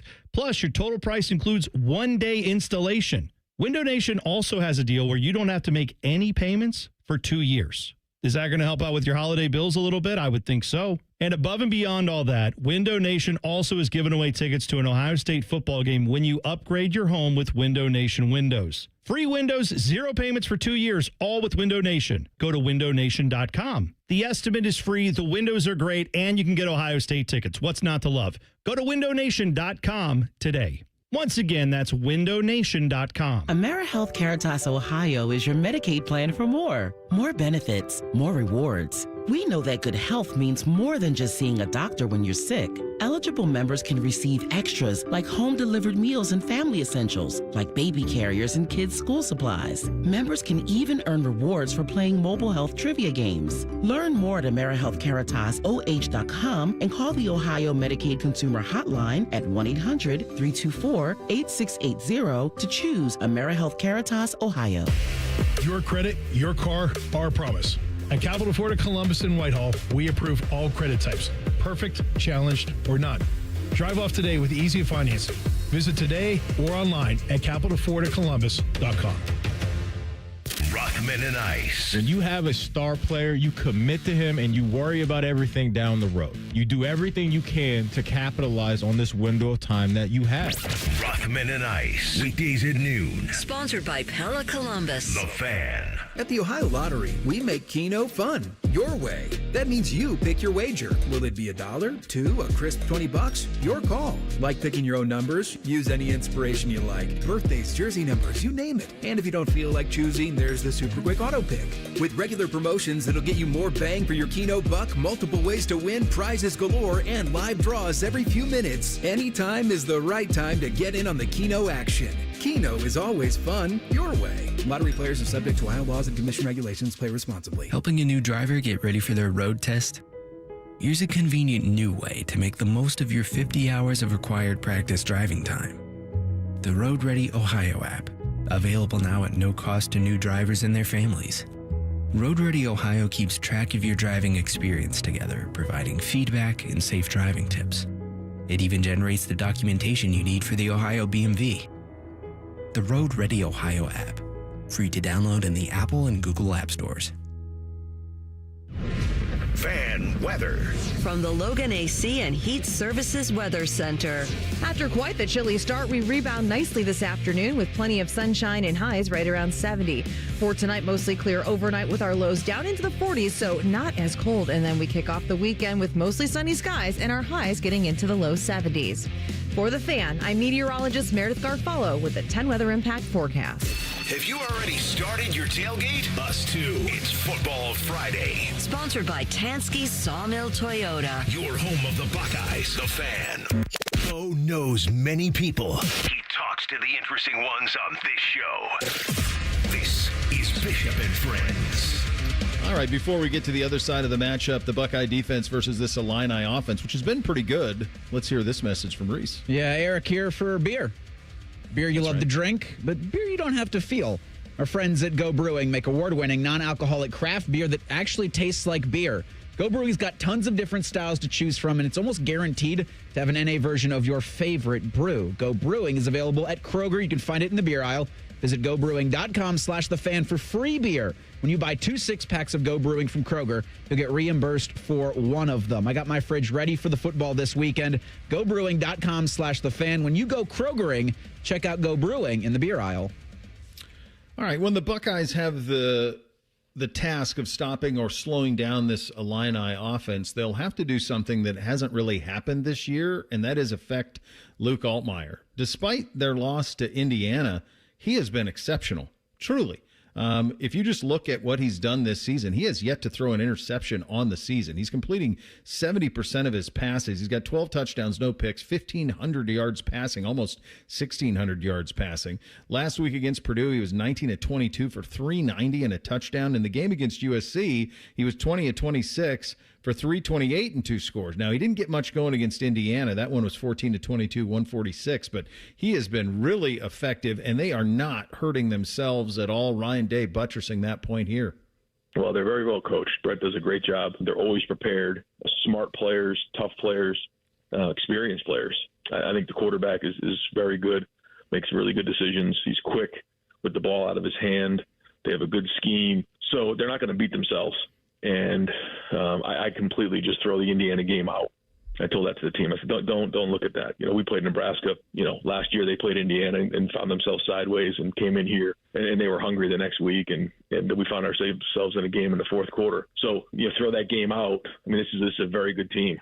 Going into this environment is not going to be easy. This is a good team, and when you look at the record of Brett and the games that he's coached, he knows how to win these styles of games. Did either of you guys watch the Indiana game? Oh, yeah. You did? Okay. I missed it. I don't remember what we had going on with the kids, but it was one of those ones where I looked and saw the bottom line, and I saw the score at 35-10 at half, and I went, what happened? Because I thought Illinois, I think I maybe picked Illinois to win, but I certainly picked them to cover that game, and they just blew the doors off of them. How did that happen? Because I pull up the box score here, and Illinois only throws. They have one turnover in the game. That's it. That's it. That's how it went. And somehow you lose 63-10. Indiana must have just scored on every possession that they had the ball. I guess it was just that simple. Yeah, they blew them out in the second quarter. A lot of big plays. They sacked Luke Altmaier in that game 7 times. Okay. So I think for Bielema's squad, it just got away from them so much early that when you came out in the second half, you were already down 4 touchdowns, and that was it. So I think that while Ryan has a point, I still can't get over what I saw from that Indiana-Illinois game. I understand there's a greater body of work that says Illinois is a really good team, but I still look and say they got beat by 53 points. It's really hard to shake that. Right. Indiana also had, I believe, Reese, didn't they have 2 defensive touchdowns in that game? They block a punt. Yeah, and that just kind of, I think that stuff just kind of steamrolls on you and momentum takes over. Yeah. And they once it started rolling, there was no getting it back on the tracks. Yeah, it's just a wild thing. So, okay, yeah, they had a punt return touchdown to make it 7-0. Then Illinois actually answered 3 plays, 75 yards, 7-7. Indiana goes 7 for 75, and then it really gets wonky they blocked another one, didn't they? Jeez. Yeah. Okay. Well, it was just kind of a fluky game, but it's hard to shake it. This defense, the way that Ohio State is playing it right now, there are no notes you can give. They have the answer to every single test. Fish texting me, Signetti ran up the score too. That's valid. Yes. Yeah, he scored 14 in the fourth, so he was definitely trying to send in it. I wonder what that post game was like that handshake between him and Bielema. 8 for 69 on one drive, then 8 for 67 on another one. When it's 49-10 after 3. I mean, jeez. This will obviously go ahead. I was just going to say, you notice there's no other quarterback within the box score for Indiana that game. We only missed on 2 passes. It's just Mendoza. He didn't put the backup in. No. That's no. They went out they ran it 49 times for 312. He doesn't have many of them. Right? Like Signetti doesn't have many of them, so he's got to do one of those things. It leaves. I'll tell you this. This is what I'll tell you about Illinois that I think is impressive. What happened the next week for Illinois? So you get bombed by Indiana, and you're going, okay, now we're unranked. We got all sorts of problems. They got USC at home, big noon, and they're trailing in that game. And they kept fighting and got to win 34-32. So I think whatever haymaker you throw at them tomorrow, they're going to get up. They're going to get up. And with Altmaier, they can spin it. This is the best offense that Ohio. It's different. It's not as dynamic as Washington's. It might not have the ceiling of Texas's, although I don't know what that ceiling even is anymore. This is the most professional approach to offensive football that Ohio State has played. Altmaier's going to drop back. He's going to throw it all over the field. He's incredibly accurate. He does not turn it. He doesn't throw it to the other team. So you're going to have to impact him with the defensive front. And then again, this is going to be on the triumvirate of Downs, Arvell, and Sonny in terms of how they can take up space and take things away that you don't even realize are there. That's where I think this is just – he's never faced anything quite like this defensively. Just hasn't. So as good as he's been, this matchup is one that – and this is the one that affects everything, right? Because this affects how Ohio State's approach is offensively. If Altmaier can't move the ball, then offensively you don't have to show as much. I think it's a really tough matchup for the Illinois offense, as good as they've been. Yeah, the law firm of Reese, Stiles, and Downs. Yeah, I mean, this just makes for Illinois' shot is to get in a track meet with Ohio State. Yeah, and the defense for the Buckeyes will not. I don't think will allow the Illini to do that. No, me either. I think Caden Curry and Davison Igbinosun are a little mad. They can't participate in this law form either. Hey, Bo, real quick, we were talking about that Utah line and how we didn't understand it. Well, it's just been announced that Sam Levitt is not expected to play in that game tomorrow for Arizona State. Jeff Sims will be starting at quarterback for Arizona State. He started at Georgia Tech and Nebraska. Any relation to Phil and Chris? Yeah. Well, don't believe so. Does that make you rethink yours? Because now that makes sense? No, because I went with it. Remember, I've had Utah by 10. So No, I know, but I does that now make you think that Dillingham will rally them or anything like that? No, or is it just okay? I'll stick with it. Yeah, I'm going to go opposite because now that line makes a lot more sense. I'm going, how is Levitt going to go in there and get I just didn't make any sense. Well, that makes sense.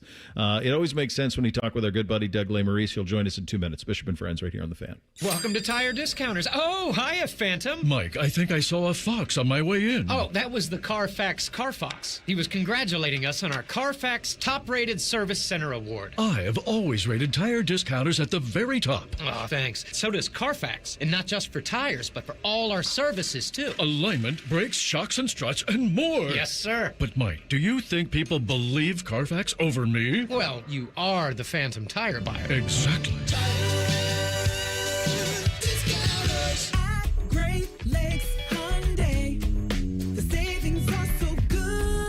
Now at Great Lakes Hyundai. Lease a new 2026 Hyundai Tucson SE for just $189 a month. You heard it, $189. Plus, get owner assurance and America's best warranty. 10-year, 100,000-mile powertrain coverage. Only at Great Lakes Hyundai, Columbus or Dublin, or GLakesHyundai.com. With approved credit, $39.95 down plus taxes, fees, first month payment, 10 miles per year. N11 Buckeyes, the 2025 football season is here, and that means three things: football, game day, and smooth Jameson whiskey. Whether you're catching the game at home, at your neighborhood bar, or soaking up the team spirit at a tailgate, Jameson Ginger and Lime at Ohio State Athletics are a winning combo. So cheers to making game days even better with the official whiskey of the fans. Jameson, proud sponsor of Ohio State Athletics. Taste responsibly. Jameson Irish Whiskey, product of Ireland. 40% alcohol by volume, 80 proof. Copyright 2025, imported by John Jameson Import Company, New York, New York. Care Heating and Cooling. When you need a company you can trust, call 1-800-COOLING. From military life to a rewarding career in IT, kickstart your new journey in a matter of months in the fields of IT and cybersecurity, including AI. Learn more at mycomputercareer.edu/CWP. Financial aid is available for qualified students, including VA benefits. All your favorite fan shows are available when you want them. Head to 971thefan.com and hit that subscribe button. The Fan, Ohio sports destination. Pull up a stool and ask the bartender for something neat, because Uncle Bo is on the radio. This is Bishop and Friends. All right, let's get smarter. Head on the Brian Heating Cooling Systems fan guest hotline conversation with our good buddy Doug Lesmerises, the Bill and Doug Show on YouTube, on the Substack Bill and Doug on Ohio State football as well. What have you made of Ryan Day's slow rollout here with Julian Sand and the way that he's brought him along? Yeah, very disciplined, right? I did think we talked about it last week, like, hey, this Minnesota opportunity at home is a chance to let it rip a little bit, and he said that was their game plan, to let him do a little bit more. It's interesting because I think everybody listening to you right now, Bo, like, gets it, right? Like, this is a plan. This is a slow, like a soft opening a little bit, right? And then, but nationally, I think people can look at Ohio State, you scoreboard watch a little bit, you say, oh man, like, are they having trouble? And it's like, no, like, this is by design. So they just haven't been in spots, right? Like CJ Carr at Notre Dame is a first-year starter, second-year player, just like Julian's saying. First two games against Miami and Texas A&M, they're like, hey, CJ Carr, can you go win us this game? Can you bring us back in the fourth quarter? Drew Aller against Oregon, hey, can you bring us back in the fourth quarter? Sand hasn't been put in that spot, but I don't think there's anybody in that building that believes he couldn't do it. But I think it's been just incredibly disciplined, not because they think he can't do anything, but they think this is the best plan to get him at his best by the end of the year. Yeah, we've talked about it. It's an NFL approach, right? He's got this defense that no one can score on, and he's like, hey, man, just go 1-1 and on to the next. I do think one thing, I'm glad you brought that up in terms of the national perception of Julian, because it's almost like, I don't know if it was the primetime game or what it was, but obviously everyone was watching it, or maybe it's juxtaposed whatever happened the rest of that day with Penn State losing and Texas losing and everything else, but it was like the world became aware of Julian Sand with the Minnesota game. And it was like, oh, actually, we should be talking about him in the Heisman, best quarterback, all of those things. And I am curious. We never know until you see it. How does he respond to the world now knowing who he is, if that makes sense? Yeah, this guy, I don't think he changes. I don't think he cares. I'll be curious. Like, I will say, I think C.J. Stroud is a tremendous player. I think C.J. Stroud is a tremendous Buckeye. You could tell early on, C.J. heard the noise, right? C.J. would talk in a way that, like, well, I know the haters are out there saying this or that kind of thing, that he was very aware of that. I don't know if you get the same kind of thing with Julian, that, like, C.J., again, fought through it all. I don't get the same impression with Julian Sand of, like, if there's anything to fight through, because he's just like, whatever, man, like, let's go do this thing. So, but it is one of those, it's like, oh yeah, they put Ohio State on at night, and everybody watched and was like, oh yeah, look, they're good. And there's like, sometimes you get buried. You get buried in the early afternoon and people don't know what's, but still, right? If you're scoreboard watching only, there's like a minute left in the first quarter, and you're like, oh my gosh, Ohio State's losing to Minnesota. The first quarter's almost over. What's going on there? And it's like, well, they're playing slow. They missed a field goal. They're going to score 42. So this is, if you only scoreboard watch Ohio State, you do not have the right impression of them. What do you make of kind of the big national picture of what feels to me, Doug, like the reality that there are going to be a bunch of teams with 2 and 3 losses? When you look at the schedules of all these teams, it's just coming. None of them are great. We do have some parity in some of the other conferences, juxtaposed to a Big Ten that to me feels like Ohio State and Oregon want. I mean, it's possible they play for a Big Ten championship both undefeated, but certainly it feels like at worst case scenario they're both going to be 11-1. How do we make sense of this in the college football world that we're in right now? I'm worried that people aren't going to. That somehow, I think Ohio State, you and I have been saying it for weeks. Ohio State, Oregon, Miami, right? Probably the 3 best teams. We're not putting an SEC team in there. But could Ohio State and Oregon being so good actually hurt the Big Ten? Because what if they both go 12-0? And again, nobody's making any assumptions about Ohio State, Michigan. I don't think you should make assumptions about Indiana, Oregon this week. But okay, they'll be favored. What if they both get 12-0 and 12-0 like dominant? That they make their opponents look bad, and the SEC is kind of walking around, knocking their heads against each other, stumbling around, and people view that as strength, and it's actually mediocrity. And then you get to the end, and the SEC's beating each other up. Oh, this team beat Georgia. This team beat Bama. This team beat LSU. What this team beat Texas? What's it all mean? And nobody can beat Ohio State and Oregon. And somehow that is twisted into a negative for the Big Ten. When you're talking about 2 lost teams, 3 lost teams, the 3rd, 4th, 5th teams from a conference. I'm curious how that will be handled. And if the end result is dominance at the top is a negative for your conference, we have to reevaluate how we do this committee thing. Well, we got some big problems, too, in terms of perception that we have to fight. And I know you've been on the fight for a long time, and even myself to a lesser degree. But we have some things when we talking about 9 SEC-ranked teams juxtaposed to how, for some reason, Washington and USC aren't ranked, which doesn't make any sense, especially Washington, makes no sense to me. But here's the other thing that's a little bit troublesome for me.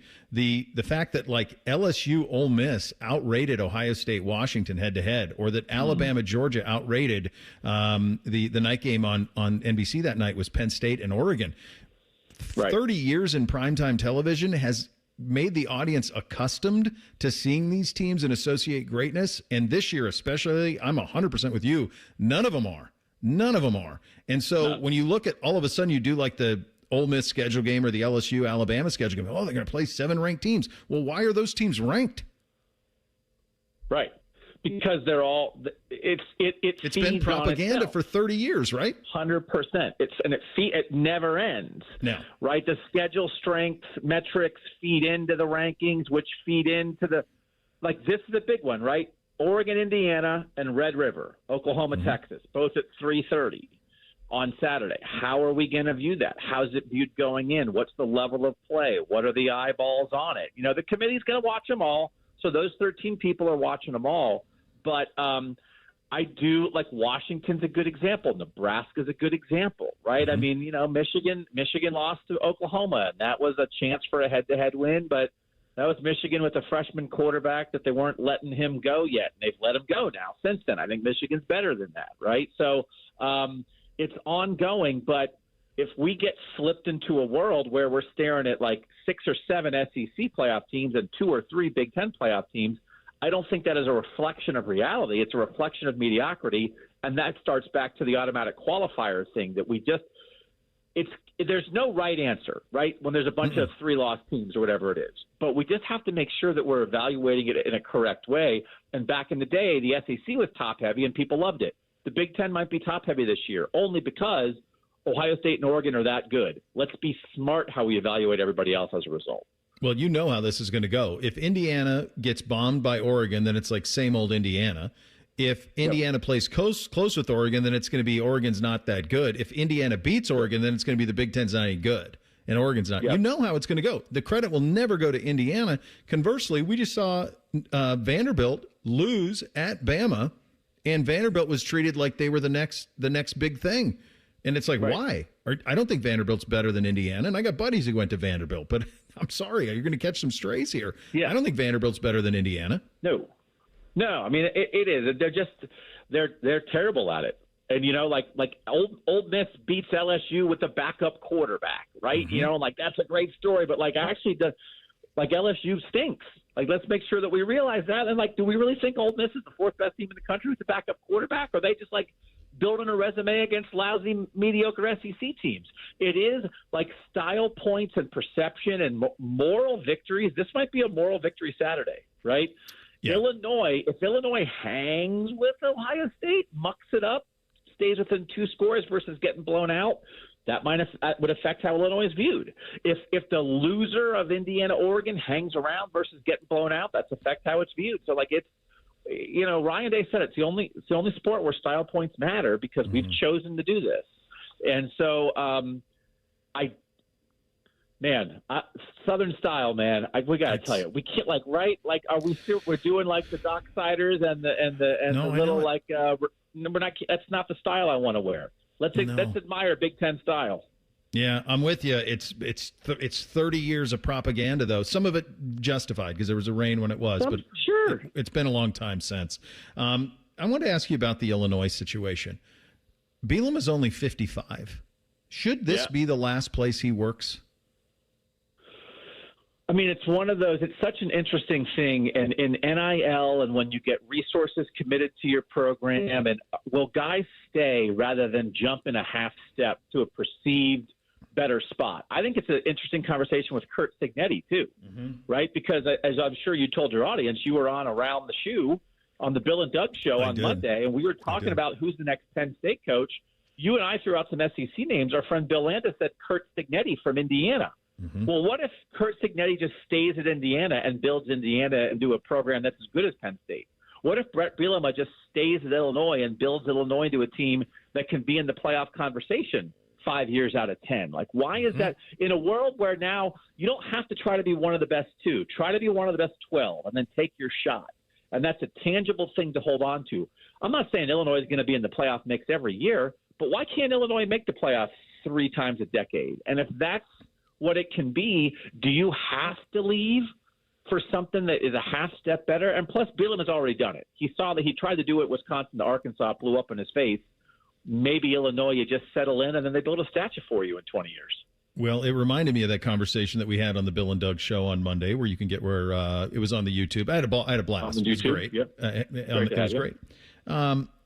What about Bielema at Penn State?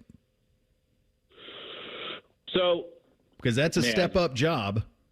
No, it is, and it's one of those. But like, does it have to be? Right now, are we sure there's a million things in place that Penn State is definitely a better football program than Illinois in terms of recruiting base? So. If you get the resources lined up, that's the hard thing about this is we're still in this era where how much of Nebraska and Penn State is tied to dominant coaches of the 60s, 70s, and 80s, and is that really who they are? And couldn't you win at Illinois as much as you win at Penn State? I don't know. But I do think, and as you know, the conversation that I think you and I were kind of leaning into was like maybe Penn State just needs a complete, total refresh. No Pennsylvania roots, no Big Ten roots, no Midwest roots. Get an alien from the moon, and as much as we make fun of the SEC, drop them in State College and see what happens. I think the word they need somebody with some charisma. Yeah, and I think Bielema has that, and I think we threw out Kiffin and some others, and that there are some guys out there that have it. So we'll see, but always good to talk to you, my friend. We'll do it again soon. Thanks for your time, buddy. Thanks, Bo. See you next week. All right, there he goes. Doug Lesmerises, the Bill and Doug Show on YouTube. Had fun with that, other than the fact that I had to do it with Adam King. Everything else was great, but I had to share screen with Adam King. I don't like doing that. We'll do 3 things to a Buckeye victory coming up next. Bishop and Friends right here on The Fan. You've still got it, but your immune system weakens as you age, making it harder to fight flu, pneumococcal pneumonia, RSV, and COVID-19. Ask your doctor or pharmacist which vaccines you need. Sponsored by Pfizer. The Daily Ryan Day Show is brought to you locally by your Central Ohio Toyota dealers and by Hyde Park Prime Steakhouse on The Fan, Ohio's sports destination. This is Daily Show with Coach Ryan Day, brought to you by Safe Flat Auto Glass. As your team gets ready to go away and go to Illinois, maybe a strange question, but are walkthroughs in an opponent's stadium gone the way of dinosaurs and extinct now? Yeah, we don't do that. We try to do all of our work here when we're traveling the day before the game. So Friday, we'll do all of our work here. We leave or start the day a couple hours early. So usually we do our meetings at 2:30. For a home game, we'll start at 12:30. Get all that stuff done here. Then we get on the plane, head over to the hotel, have dinner there, do our nightly routine, have a few meetings, and then have snack, and then do bed check. And this is a noon game. We're going to keep what we call Buckeye time for this game. Wake up and then head to the stadium, get after it. Okay, we'll have another comment in just a moment. Hi, this is Paul Keels. This Buckeye season, don't let a broken windshield ruin your game plan. Safelite Auto Glass makes it easy to get your windshield fixed with their mobile glass shops all over Central Ohio. They can come to you anywhere, giving Buckeye fans more time for game time. OH? Man, I love that. Schedule at safelite.com. Safelite Auto Glass is a proud sponsor of Ohio State Athletics. Safelite Repair, Safelite Replace. Buckeye fans, choose chill. Coors Light is cold lagered, cold filtered, and cold packaged for a smoother finish. It's got that crisp, refreshing taste that makes those moments when you choose to rise above the noise and choose chill even better. Coors Light is a proud sponsor of Ohio State Athletics, so crack one open and take a sip. Coors Light, choose chill. Celebrate responsibly. 2025 Coors Brewing Company, Golden, Colorado, beer. Coach, as you get ready for an away game, as you think about what you're going to say to the football team before a game, is it something that each week differs, depends on opponent, depends on how previous game? What goes into composing all of that? Yeah, well, there's a lot of different opportunities to message the team. Sunday after the game, we talk about the things that we did well, and we talk a little bit about what we need to get done for the week. We talk about how important first down is, rushing yards, X plays, and turnovers. Come in on Wednesday and talk to the team before practice and talk about now it's situational, third down, short yardage, red zone, goal line. And then Thursday is sort of the test. Friday, best Fridays in football. Each day having little opportunities to talk to the team, message the team. As we get closer to the game, I like to remind them about the things we talked about early in the week that were sort of the keys to beginning the week so we can stay focused on that. And then right before the game, it's pretty quick because at that point, all the hay's in the barn. It's time to go to work because the ball's about to get kicked off. So what needs to be said has probably already been said. Now it's just more about the intensity of what's coming and making sure the guys are ready to roll. Okay, this is the Ohio State Sports Network from Learfield. For over 37 years, Buckeye Nation has known Hyde Park Prime Steakhouse for serving the best steaks in the city. Our thick-cut, aged steaks are a staple in Columbus, with 3 locations in Upper Arlington, Dublin, and downtown. And just like the Buckeyes, we strive for excellence and an experience like no other. Hyde Park is proud to introduce the newly added wine room at our downtown Columbus location, where a new elegance in dining surrounds you, creating the ideal setting for any occasion or the perfect night out. Hyde Park is a proud sponsor of Ohio State Athletics. Go Bucks! This time of year, it's all or nothing, and Toyota's got all you need during Toyota Truck Month. Now through November 3rd, get 2.99 APR financing on a rugged new 25 Tacoma. Excludes TRD Pro and Trail Hunter.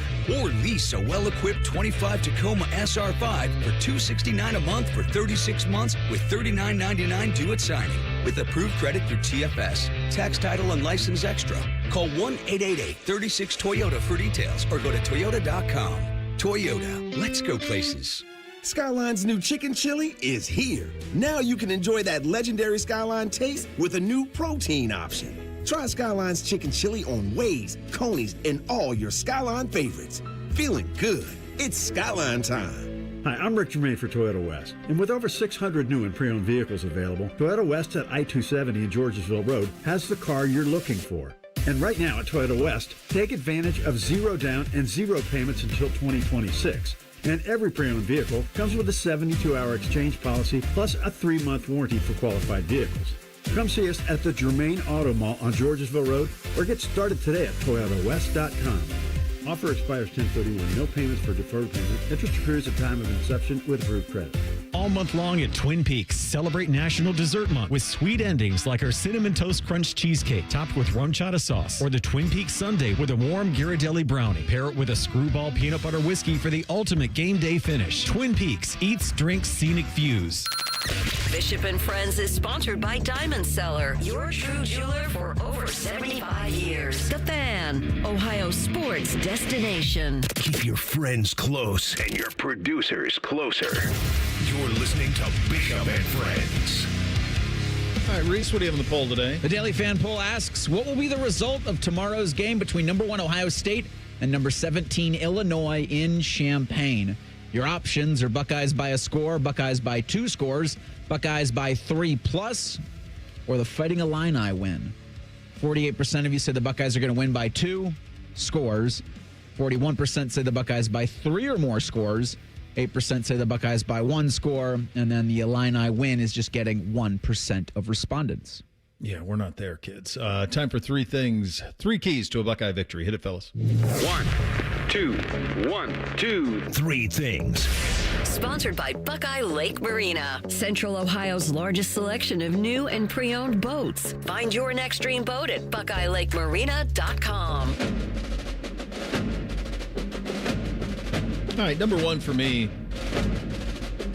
I think what Ryan, Brian, and Coach Fessler have done this month plus with Julian Sand is almost a case study in how to bring on a young quarterback, albeit one they probably, if they had a choice, would not have wanted to do. You don't want to debut against the number 1 team in the country. You don't want to have your first road test go be at a place all the way across the country where they haven't lost in 22 straight games. He's passed every test with flying colors. He's had a week of people talking about him. Let him go. He's all grown up. He's grown up and he's grown up. Let him spin it. This Illinois defense on the backside is trash. You can make plays against them. You can absolutely spread it around. I think that they should get others involved other than the 2 first-round picks that are obviously on this roster. Find a way to get others involved. There is a roadmap for throwing the ball against Illinois that leads to a great deal of success. Lean into it. I think you're going to have a big game from number 10 tomorrow.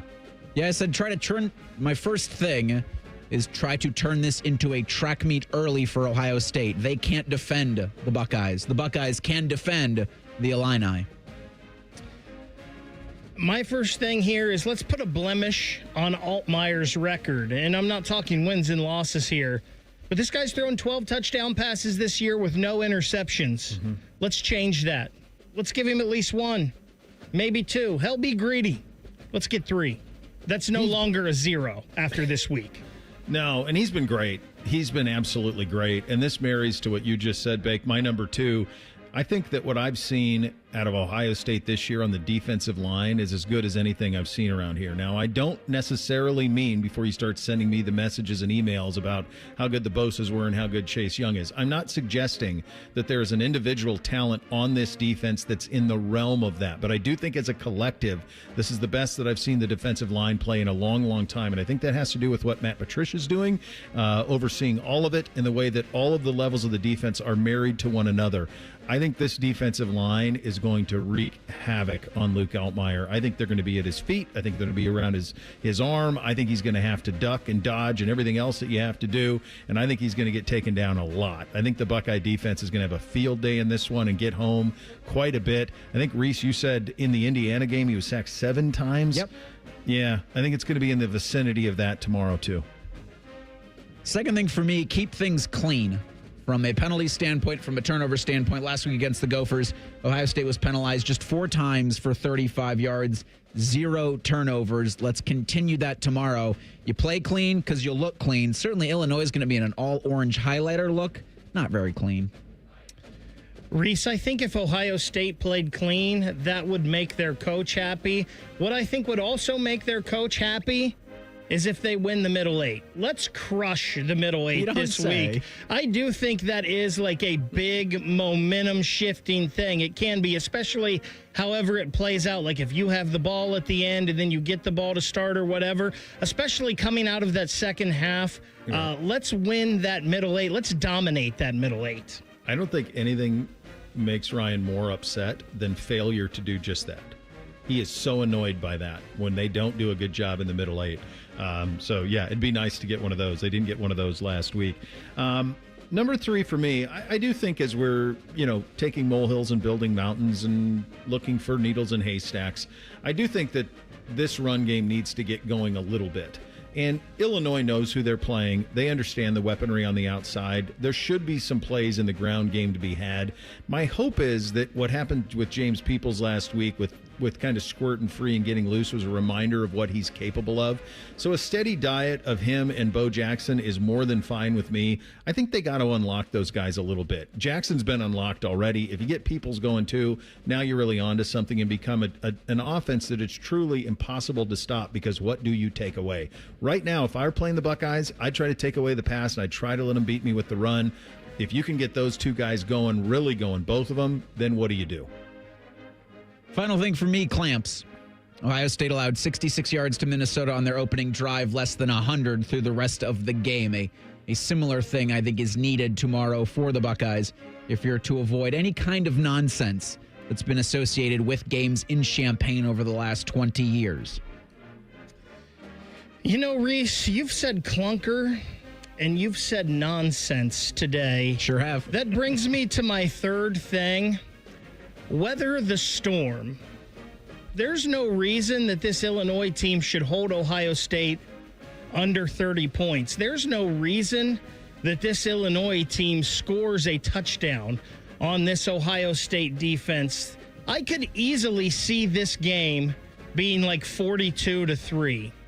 However, I just have a feeling like Ohio State has not played their worst game yet, and Illinois has had theirs.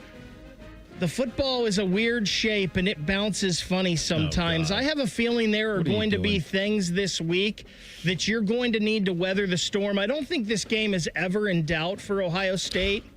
I hate that this line is going up, though.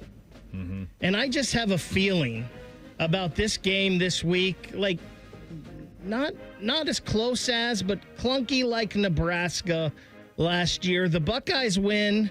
They win by 2 touchdowns. I do not have them covering the 15.5, though, Bo.